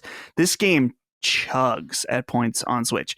Holly, God bless her, obviously she prefers to play on PC, but sometimes when she's on a trip or whatever, she plays on Switch and she enjoys it quite a bit. But so yeah, this will be a pretty interesting and exciting game in the future. Looking forward to it. Guys, let's get into what we've been playing. Micah, let's kick it off with you because I think you have some more thoughts on Paper Mario. Yes. So I am nearing the end of Paper Mario. I am enjoying it, but I will say I'm getting a little bored. My biggest critique of the game is that there's too much dialogue. This game is funny, it's charming, like there are some genuinely funny, little jokes thrown in, but it feels like there are way too many pauses in play and they last too long. I told Colin, like, this is not the type of game that should be having a 5-minute cutscene. And especially a cutscene that you have to click through, for example. Like, this is not the type of game that needs this much exposition. It's not Xenoblade. It's not Yakuza. Like, it's cool that they did it. It's neat, like the little story that they are telling. But it's just one of those things of like, I don't need this much, stoppage of play between levels, really. And this is on top of the interstitials with Bowser. I'm gonna stay vague on things, but it's like you have these little kind of story pop-ins with various, Bowser, for example, and his little levels that I don't find enjoyable at all. They're so quick that I'm kind of just like, what was the point of that? Like just have his little cutscene and get out of here, I guess. I don't know. It feels like overkill. It feels like it's just slowing down my progress. And it's on top of, I can appreciate how much is in this game, but there are things I just have no interest in doing. The bulletin board full of people asking for help, I have zero interest in doing any of that. The 100 levels of whatever that you can go in the pit. These are things that, like, if I was a kid, I fully admit that I just wasn't expecting it to be so in depth after playing Super Mario RPG. That game had a lot of secrets and cool things to go find, but it was a very streamlined, tailored experience. This game feels so fleshed out, so expansive, to the point that it's more so I just wasn't expecting it to be this way. I went into this game pretty blind. And I'm just feeling like, man, it's just too much. But it's really on me. Like maybe if I was a little younger and like I got this game for Christmas and this game needs to last me for many months, I'd be over the moon with how much content there is. Mm-hmm. But as an adult who enjoys Mario but wanted this game to be shorter, like Super Mario RPG, who wanted this to be a briefer experience, like when we talk about dialogue, Luigi's little stories, throughout the game, Luigi will pop up and tell you what he's been up to. It takes way too damn long. Like, I'm sorry, the stories are cute.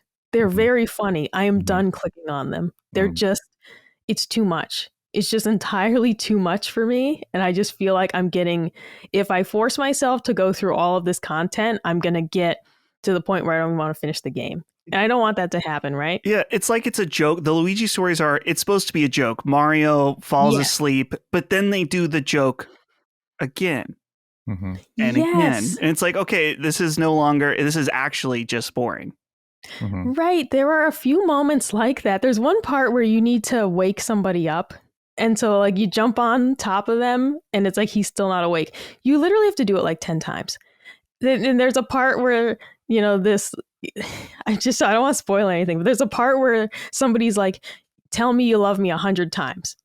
And they make you click that button like 50 times. Like they really make you do it. I was like, you've got to be kidding me. It almost feels like what happened to Family Guy of their joke of the extra long joke went too far. All right. I remember distinctly there's an episode of Family Guy with this like barbershop quartet. And it goes on for like 5 minutes. And I was like, you took it too far this time, McFarlane, too far. Like the joke has always been that Family Guy jokes run too long, but like you really did it this time. You really took it too far.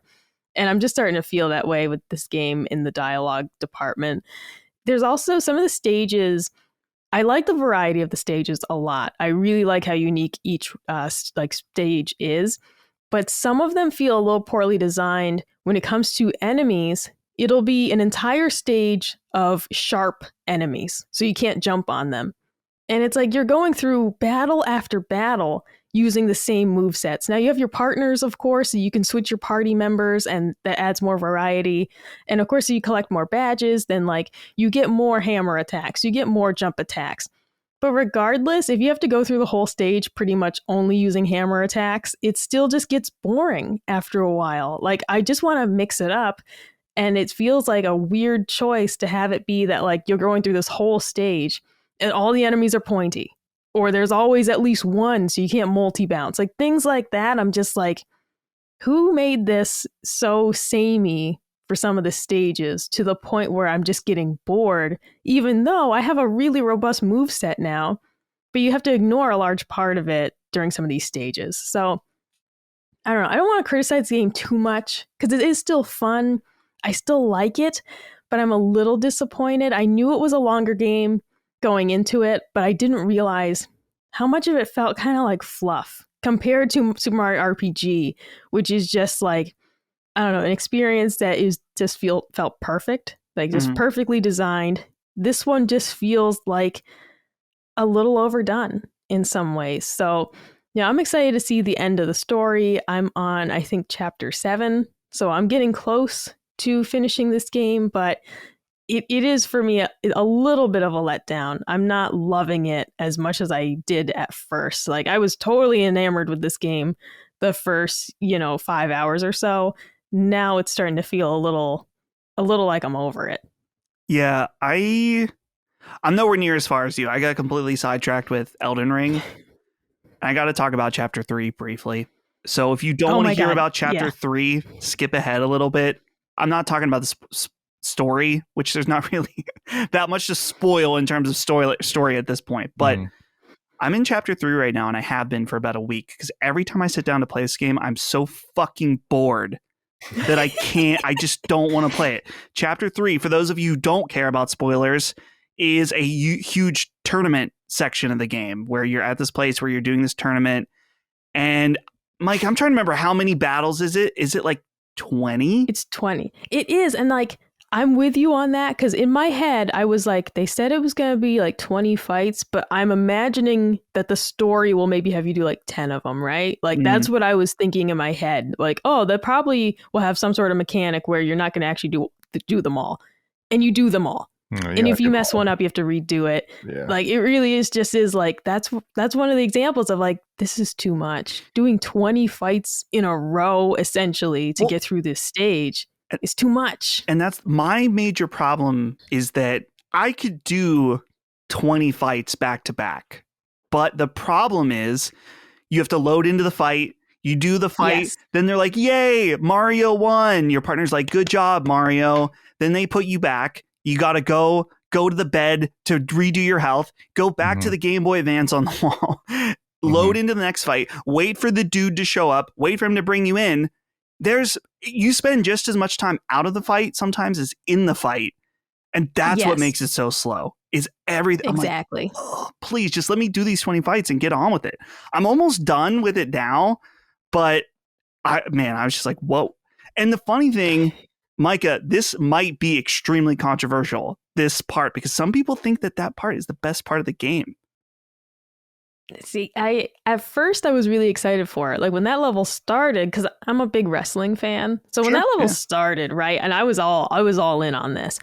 But once you start like settling in, it's like, you're right, because it's not the number of fights themselves, and the fights, I also want to say, like, they're not like super difficult. They just have these conditions that you have to meet, right? But it's all the extra things, like you said. You have to turn on the Game Boy screen, the security card comes and gets you, you go to the fight, you come back from the fight, you talk to the lady, then she leaves, and it's just so much dialogue. It really just feels, in a game where you're like, your main character doesn't speak, there is so much dialogue, just way too much. Everything, and it's like you have to do these 20 times. It just feels like entirely too much, and I did start to get sick of it. That was a level I played like really quickly just to get through it. I was like, I'm going to power through this one in like 2 days and just get it done with, because it wore off. The fun wore off very quickly. Yeah. Also, the game so far, I know I'm on chapter 3, so maybe the complaint is too early. The game's too easy. I have not died once. No, you're right about that, and I'm someone who is notoriously not great at video games. I feel like if you are the type of person like me, you're playing this and you enter a stage, you kill all the enemies, before proceeding, you're gonna be over leveled.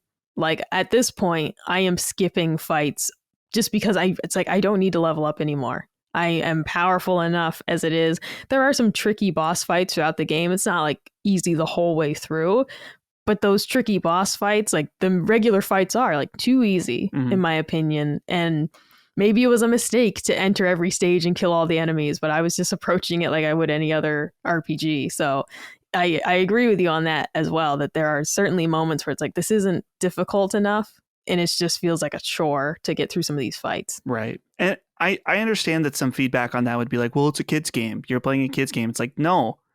Nintendo has proven over and over again that they make games for kids that are both challenging for kids and adults. And I've died a million times in Mario games. In fact, I think mainline Mario games are often very hard. Maybe they're not hard. some newer ones like Odyssey. Odyssey isn't that hard until the end. Just like 3D World isn't that hard until the end. But even those, I would still die occasionally during the course of the main game, even if it wasn't that hard. This game, though, I'm like, man, this is easy so far, to the point where it's kind of letting me down in a way. But anyway, so yeah, that's been my experience with Paper Mario. I'm still gonna play it. I'm now that I'm done with my Elden Ring playthrough, I'm gonna keep playing it. And finally, I think once I get past this chapter, I'll be good. I just got to get past this chapter. I was enjoying it before that, and I'm still enjoying it during this chapter. I just don't feel like playing it for longer than like half hour, 40 minutes at a time, because I'm just doing the same thing over and over. And there's some cute stuff in between, but I agree. And like, again, no spoilers. Like, there's a mission essentially where you're looking for someone, and the game just has you going just back and forth through the stage. Like, you have to go from one end of the stage back all the way to the beginning, one end of the stage back all the way to the beginning. It's like, what is this? Is it Bravely Default? Has you running around in the end game like, let's retrace all our steps again. How about that? And it just wasn't like, this is just not a very well designed stage of like, it's just having you go from one end to the other, back and forth. It's just boring at that point. And I'm like, I don't want to keep doing this. Like, it was just one of those things of like, for how I have to just keep saying, like, for how much I adored Super Mario RPG, this one just feels like artificially inflated. Like, there's not actually, 30 hours worth of gameplay here. It's a lot of fluff, it feels like, and a lot of just going back and forth because, like, oh, okay, you got to talk to this guy, and then you got to run all the way back to the other side, talk to this guy, go all the way back to the other guy. It's just, I don't know. I'm not enjoying those parts at all. It feels just a little disappointing. Yeah. As far as my Elden Ring playthrough, I'll just say quickly, I had so much fun. I wasn't planning on playing the whole game again.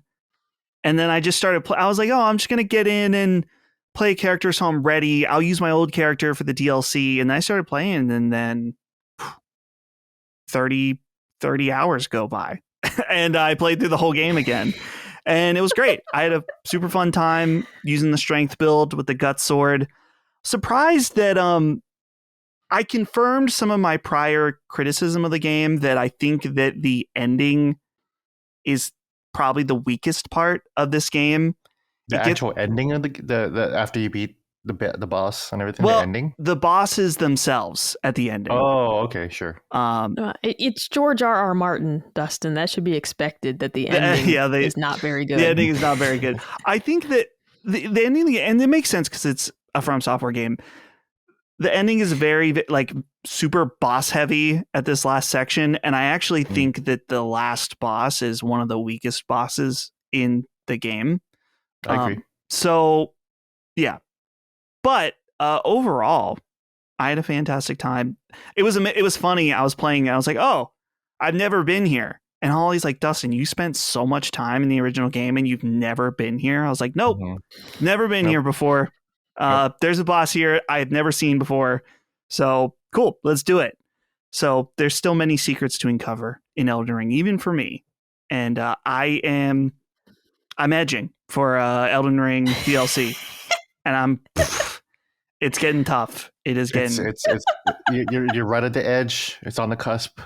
It's tough because I don't want to. I mean, I'm gonna play Paper Mario, but I'm like, oh, is there another game I want to play in between? It's like, oh, have you got to play that Crab Souls game? I'm watching Game Grumps play it, and it's adorable. Are they playing it now? Oh man, I should watch it. It's been so long since I watched Aaron and Dan. So Oh my Yeah. God. It's actually like a really funny game. The voice acting is Yeah. way better than I anticipated. Like and I don't know. It's very cute. I have a I code can't for remember. Is that. it called like a Crab's Treasure? I keep calling it Crab Souls. Yeah, Agro Crab, the owner of that company is a good friend of mine. Oh, Nick Taylor. really? Yeah, he's Korean, so Aha. Korean American made game. So yeah, they made what was the other game that they made? Fuck, it was about being an intern at a tech company, and it was basically like a Oh. Diablo roguelike Oh, I don't know this game. one. You said this is Aggro Crab. Agro Going Crab, Under yeah, going under, yes. So, yeah, or Subway Midnight? yeah, it's going under. Going Yeah, so Under. you're an intern at this tech company that's going under. And then like she ends up saving the whole company by defeating all these demons and everything like that. It's really really funny and cool. Nice. And really makes fun of office culture and everything. Yeah, that's a good idea. Is that on the Switch? I don't know, I don't know. actually, because I'm just Souls games are It not is. my bag. So I was like, it's adorable, It but is on I the was not Switch? interested in playing it. It's on the Switch. I just noticed Cool. on Steam it has overwhelmingly positive reviews. Yeah. I've been meaning to check it out. So it must be pretty I'll good. check it out sometime. Gene, Yeah. what's up with you? What can you talk about right now? Well, You first of son all, of a jumping on your bitch. Paper Mario complaints. This is kind of why I was not that jazzed about Paper Mario coming out, because like I remember all that stuff. I don't remember all that stuff, but I remember all the stuff that filtered me. Where I was just like, I'm just not really, okay. And then, so that's why like I just remember Super Mario RPG so much more fondly, because it's just better pace, just moves a lot quicker. I think Super Paper Mario for the Wii is better than the Thousand Year Door, but people aren't really ready for that conversation. But I feel like that was better paced too than the Thousand Year Door. I think the Thousand Year Door, has some pacing issues, as you guys are talking about. So I think that should be the name of the podcast. Has Paper Mario aged well, right? Because it sure sounds like it hasn't, right? So, well, I wonder, just because I would argue that maybe this is the same situation as Metroid Prime. That oh yeah, that's right. Yeah, nostalgic feelings are too intoxicating for a critical eye. Which, by the way, I'm enjoying this game a lot more than Metroid Prime, but I'm still seeing it for a lot of its flaws. Well, seeing like when I'm looking at, when I get stuck on something, for example, in Paper Mario, and I, Google like, where's this item that I can't find? And you see, forum posts from many, many years ago, but there'll be people saying like, oh, I've played this game 15 times. And that's why I guess I had higher expectations for it, because in my head, if you've played this 30-hour game 15 times, it must be immaculate. And I'm like, I might play this again in the future, but probably not, right? Like it's just one of those things of like, damn, man, like I can't believe you played this 15 times. That feels absurd. So like just now that I've actually experienced it for myself. So part of those expectations that I had was when I was looking into the game originally and just seeing like how beloved it was by some people, I was like, oh man, this is going to be awesome. Yeah, you're in and front of it is still good. It's still fun, but it's not play it 15 times fun, that's for sure. And to Dustin's point, Metroid Prime does shit the bed toward the end, and there is a lot of backtracking. And like I have my nostalgia blinders on, because I just did that no problem, right? I was just like, yeah, well, here comes that bad part, and I just did it no problem. But for anyone who's new, they're like, oh, this is a really bad part. It's like, yeah, it is, right? What can I talk about? It sucks for me to be on these shows and I can't just talk about what I'm playing. Should be obvious. Having a great time. Fuck. I can talk about. I like to talk about this more on Summon Sign, so I want to keep this short. But I played a shit ton of Final Fantasy 16 actually again. Oh, nice. Yeah, really. DLC? Really, first, huh? DLC? The DLC too. Yeah, I finished it actually. Oh, nice. I need to play that.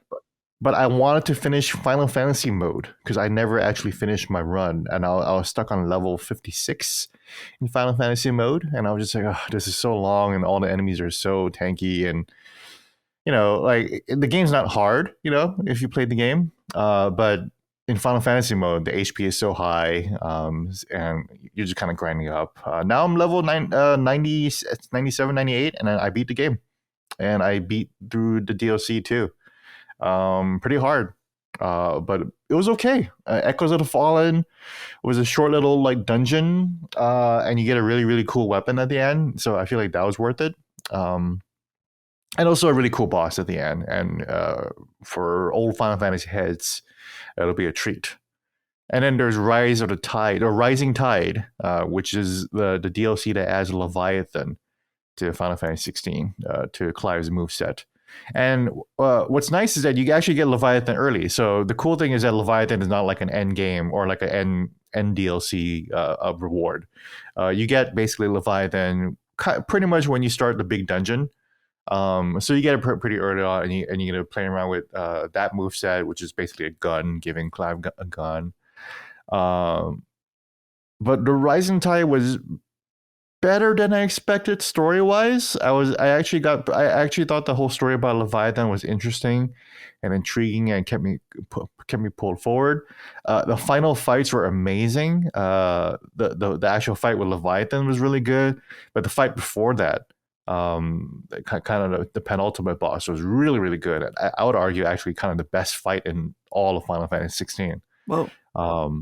It was really, really thrilling. It was just fight against another knight that moves really fast, and it just felt like a really, really fucking awesome, like Devil May Cry classic Dante versus Virgil fight. If you love those, or like 2B versus A2 type of fight, or that kind of thing.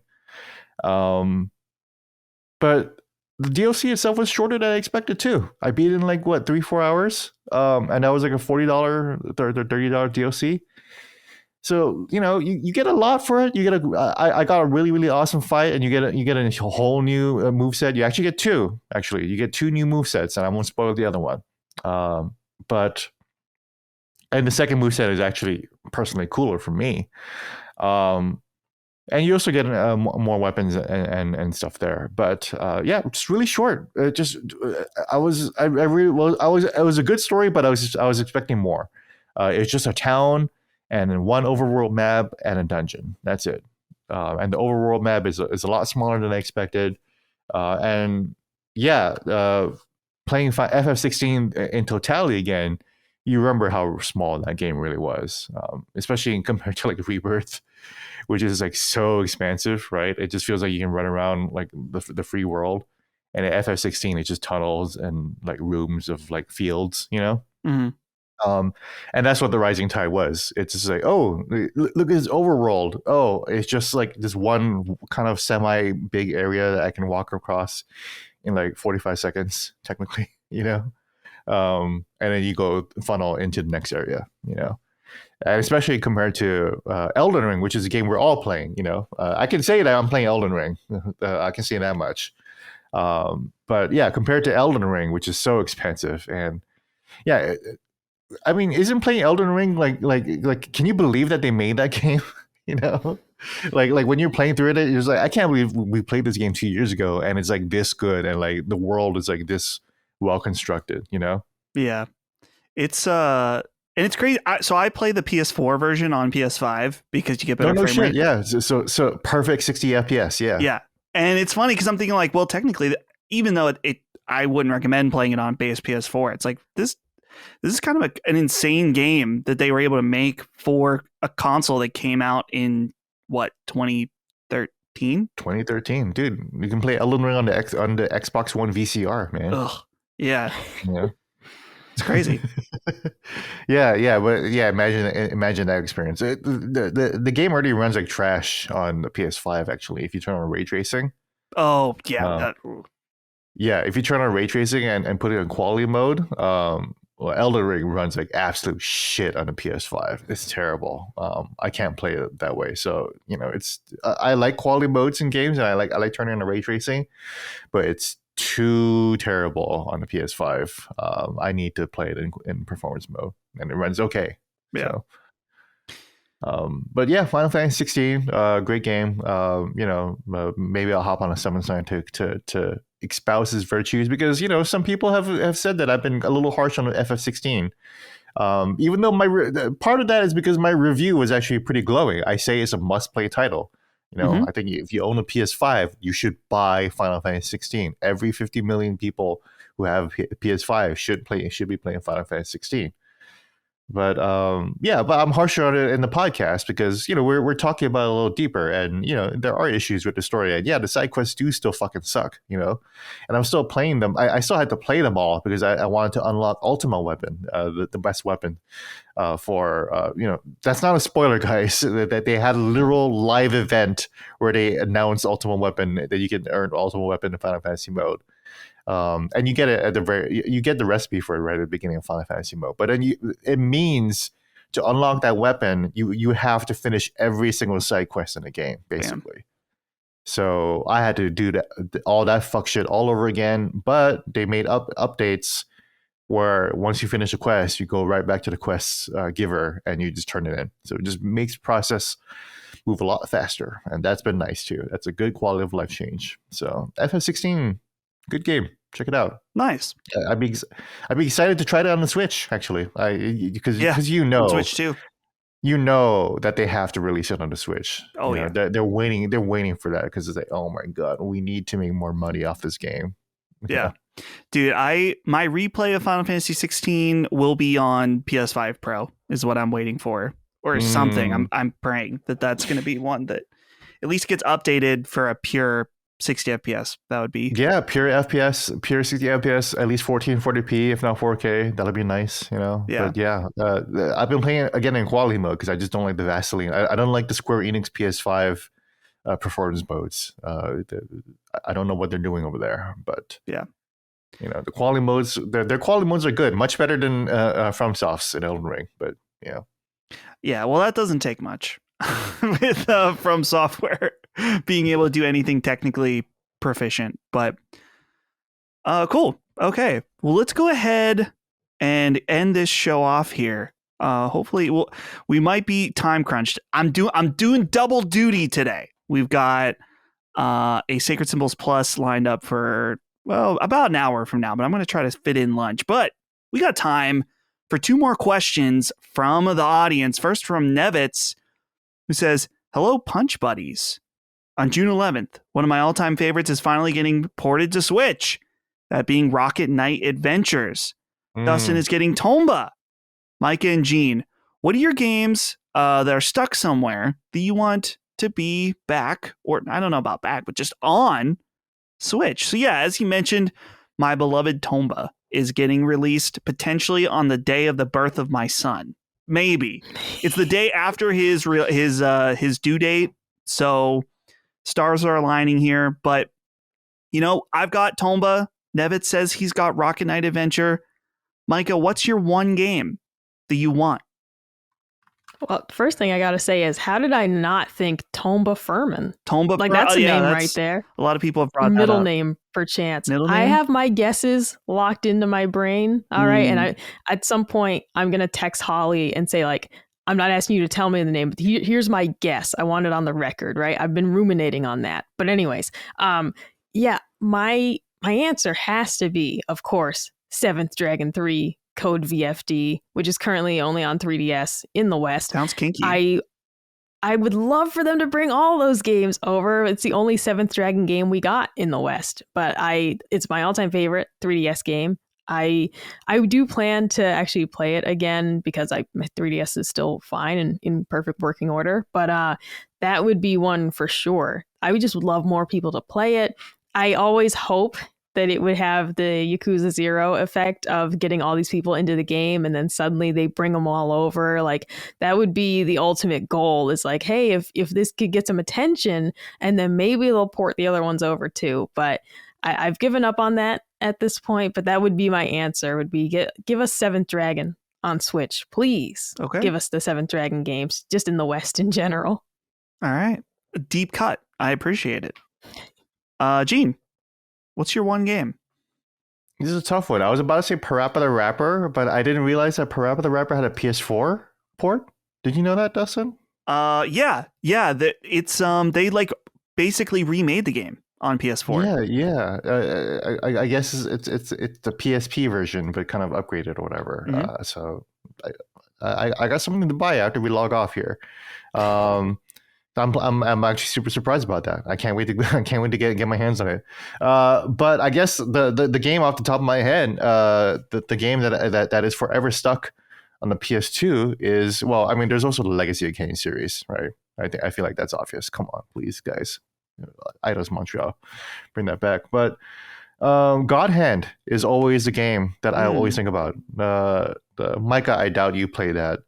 No. But Dustin, have you played it, God Hand, at all? I've never played it. Have you heard about it?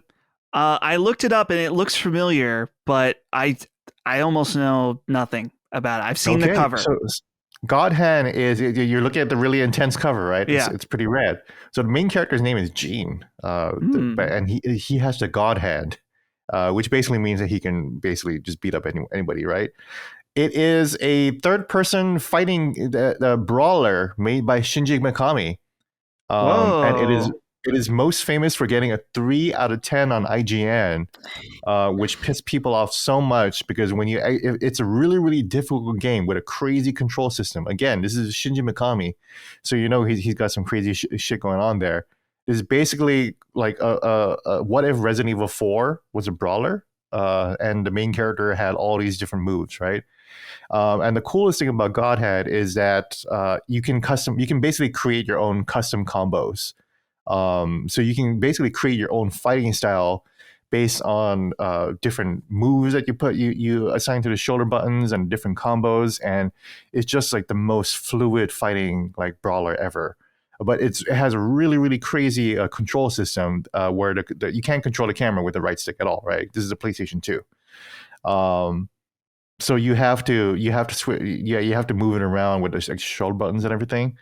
Really, really hard to control, but once you understand it, it becomes the greatest game you've ever played. Which is why, the person who gave the IGN a 3 out of 10 clearly did not know how to play the game and did not go further than like the second level.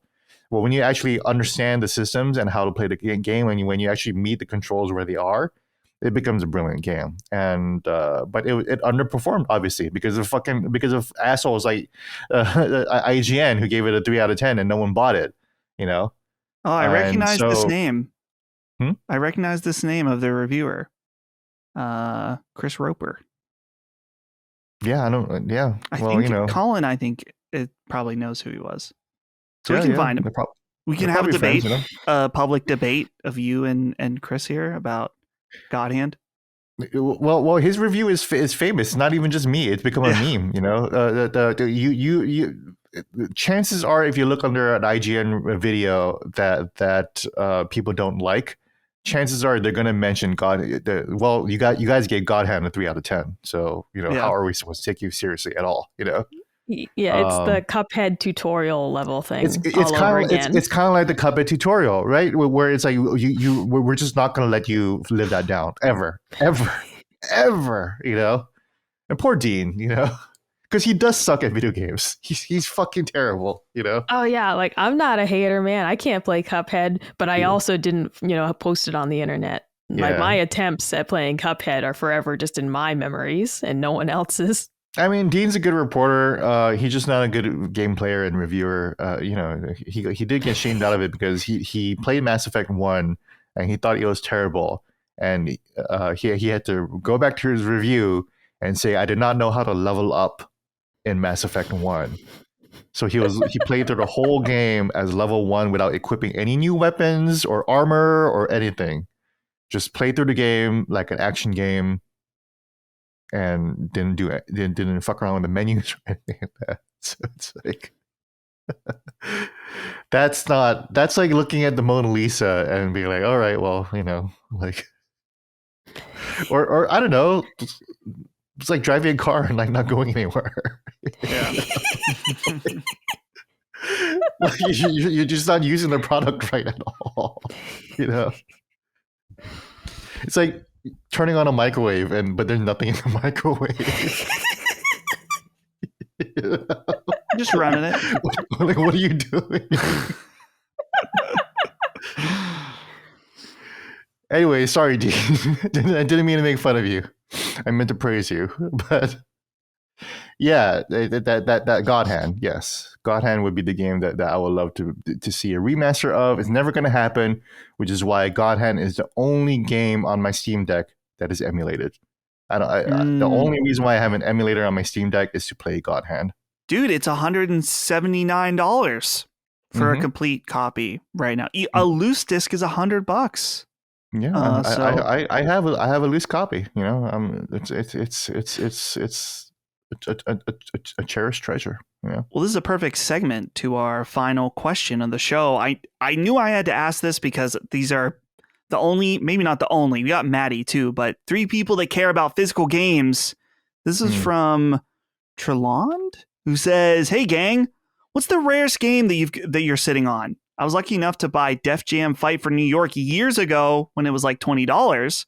Now it's like $300 on Amazon. Amazon's not a good indicator of actual value, by the way. Amazon prices are fucked for a retro. But anyway, the point stands." He goes on and says, "How much money are you sitting on with your collections?" Oh, and it's pronounced, oh, here it is. Treland, like London. Treland. Does that make sense? Okay. Anyway, have a great episode. Well, Treland or whatever. Good question. What's our rarest game? So, Gene, you're talking about having a loose disc of God Hand. Do you have any other rare games that you're sitting on in your collection? The rarest game I have for the Switch is Code Princess X, which is a brawler. That's a titty game. Very titty. Game.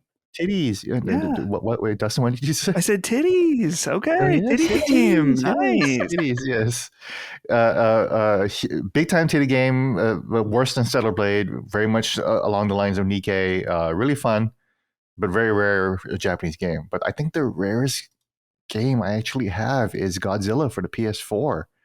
Let's take a look. Because I'm looking at Mercari right here, and Mercari, a loose disc of Godzilla PS4 goes for $280.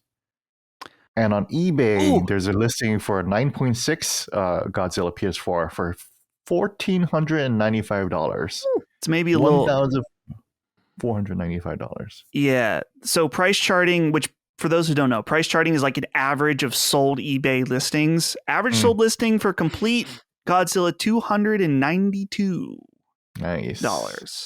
Nice. Yeah, I'd say that might be my most expensive disc, and I actually got it from a dear reader who sold it to me for $100. Oh, nice.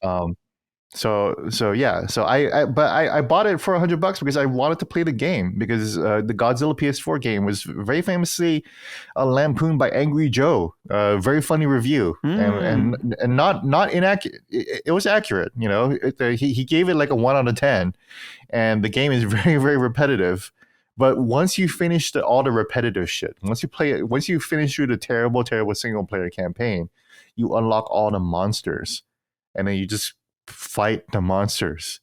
And the actual monster on monster fighting in that PS4 game is excellent.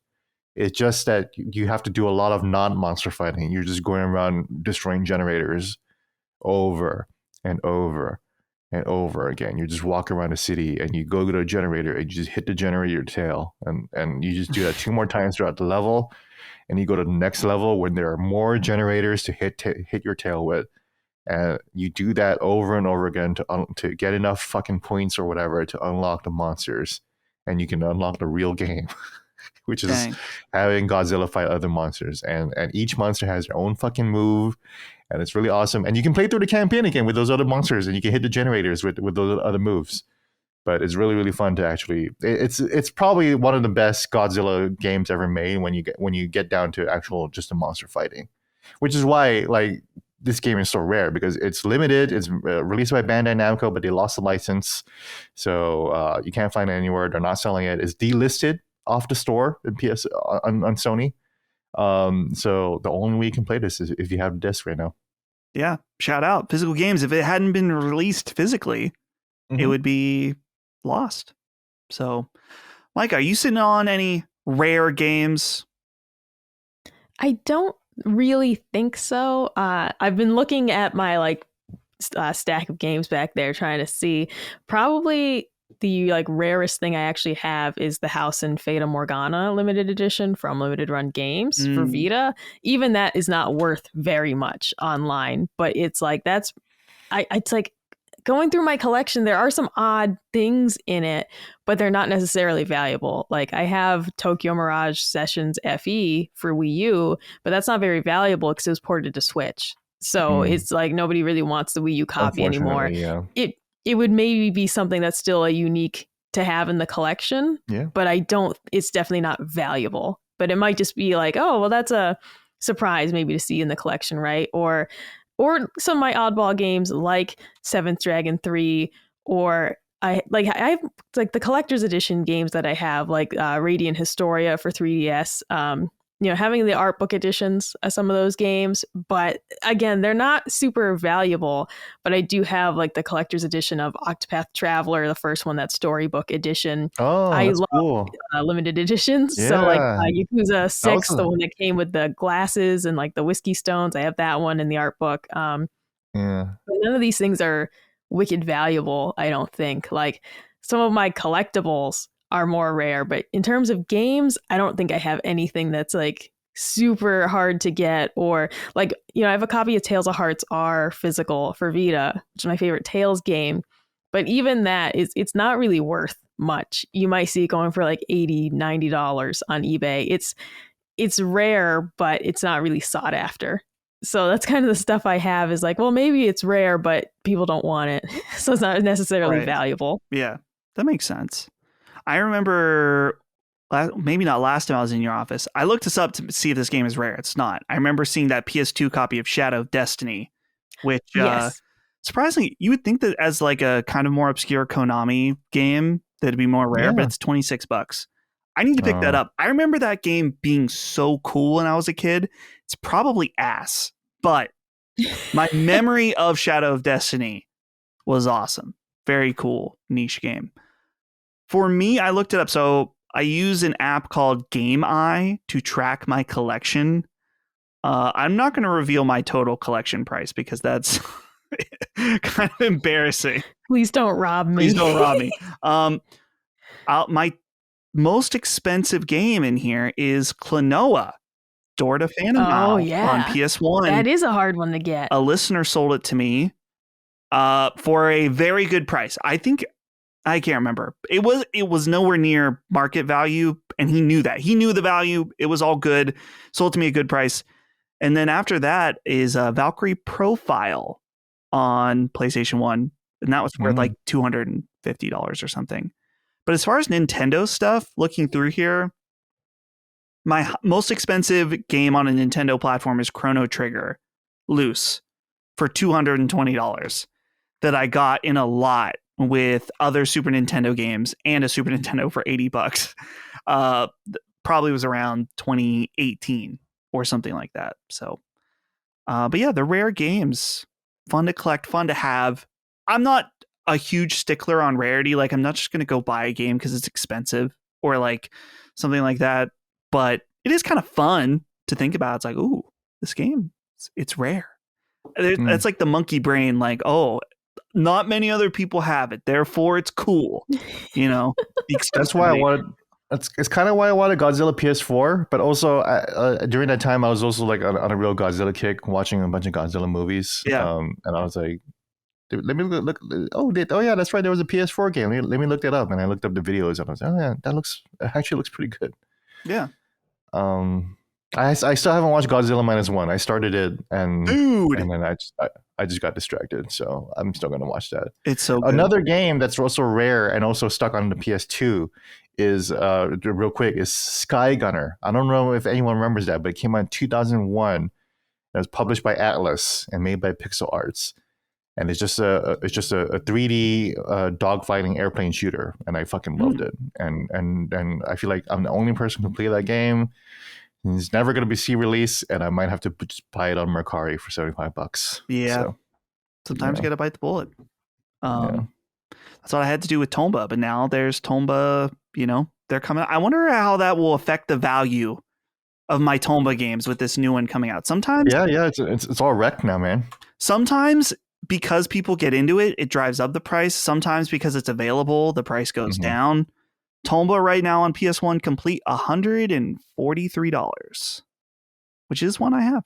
thankfully. What you have to hope for, Dustin, is if there's anything controversial in Tomba and then they take it out of, and then you'll be like, okay, well, this is the original and uncut. You have to hope that there's something that didn't age well that they're going to cut out, and then it'll still be sought after because it's the real way to play it, Right. people will say. They're going to remake Tomba and make it political, That's the problem. Yeah. The DEI. He's wearing pants now. Well, he does have purple hair, so he was already halfway there. Yeah. It's unfortunate. They're gonna give him blue hair now. Tomba is strange, Tomba, Tomba is strange. different pronouns. I don't know. What can they do? Tomba's pronouns. Tomba's pronouns.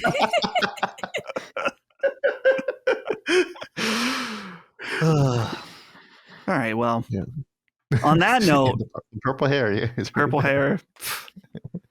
Let's get out of here, guys. I'm trying to start. Okay, so it's 12:07. I got to record again at 1. I don't know if today's the day we're supposed to go grocery shopping. There's no food. I'm feeling I might want to go to run to McDonald's. I might want to do a quick and dirty sneaky runs. I'll feel great for the next podcast for the first half. Hell yeah. Second half, I'm going to be sleeping. That's fine. Just get the Sprite, man. Just get you all charged up, Dude, yeah, that's right. It's exactly. Exactly. And get a Grandma McFlurry. The grandma, what? I don't even know what that is. I don't either. I don't need to know. I don't know what it is either. I don't know what they're doing over there. But anyway, thanks everybody for listening to Punching Up. Hopefully next episode we will have a Nintendo Direct to talk about. Yeah, they didn't announce anything today either, so it's like, damn. Yeah, we might be waiting, but either way, thanks everybody for listening. We super appreciate it. Thanks for hanging out. Let us know what you think in the comments on YouTube, Patreon, whatever. And of course, you can support us over at patreon.com/laststand. If you'd like to, early access, you can write into the show.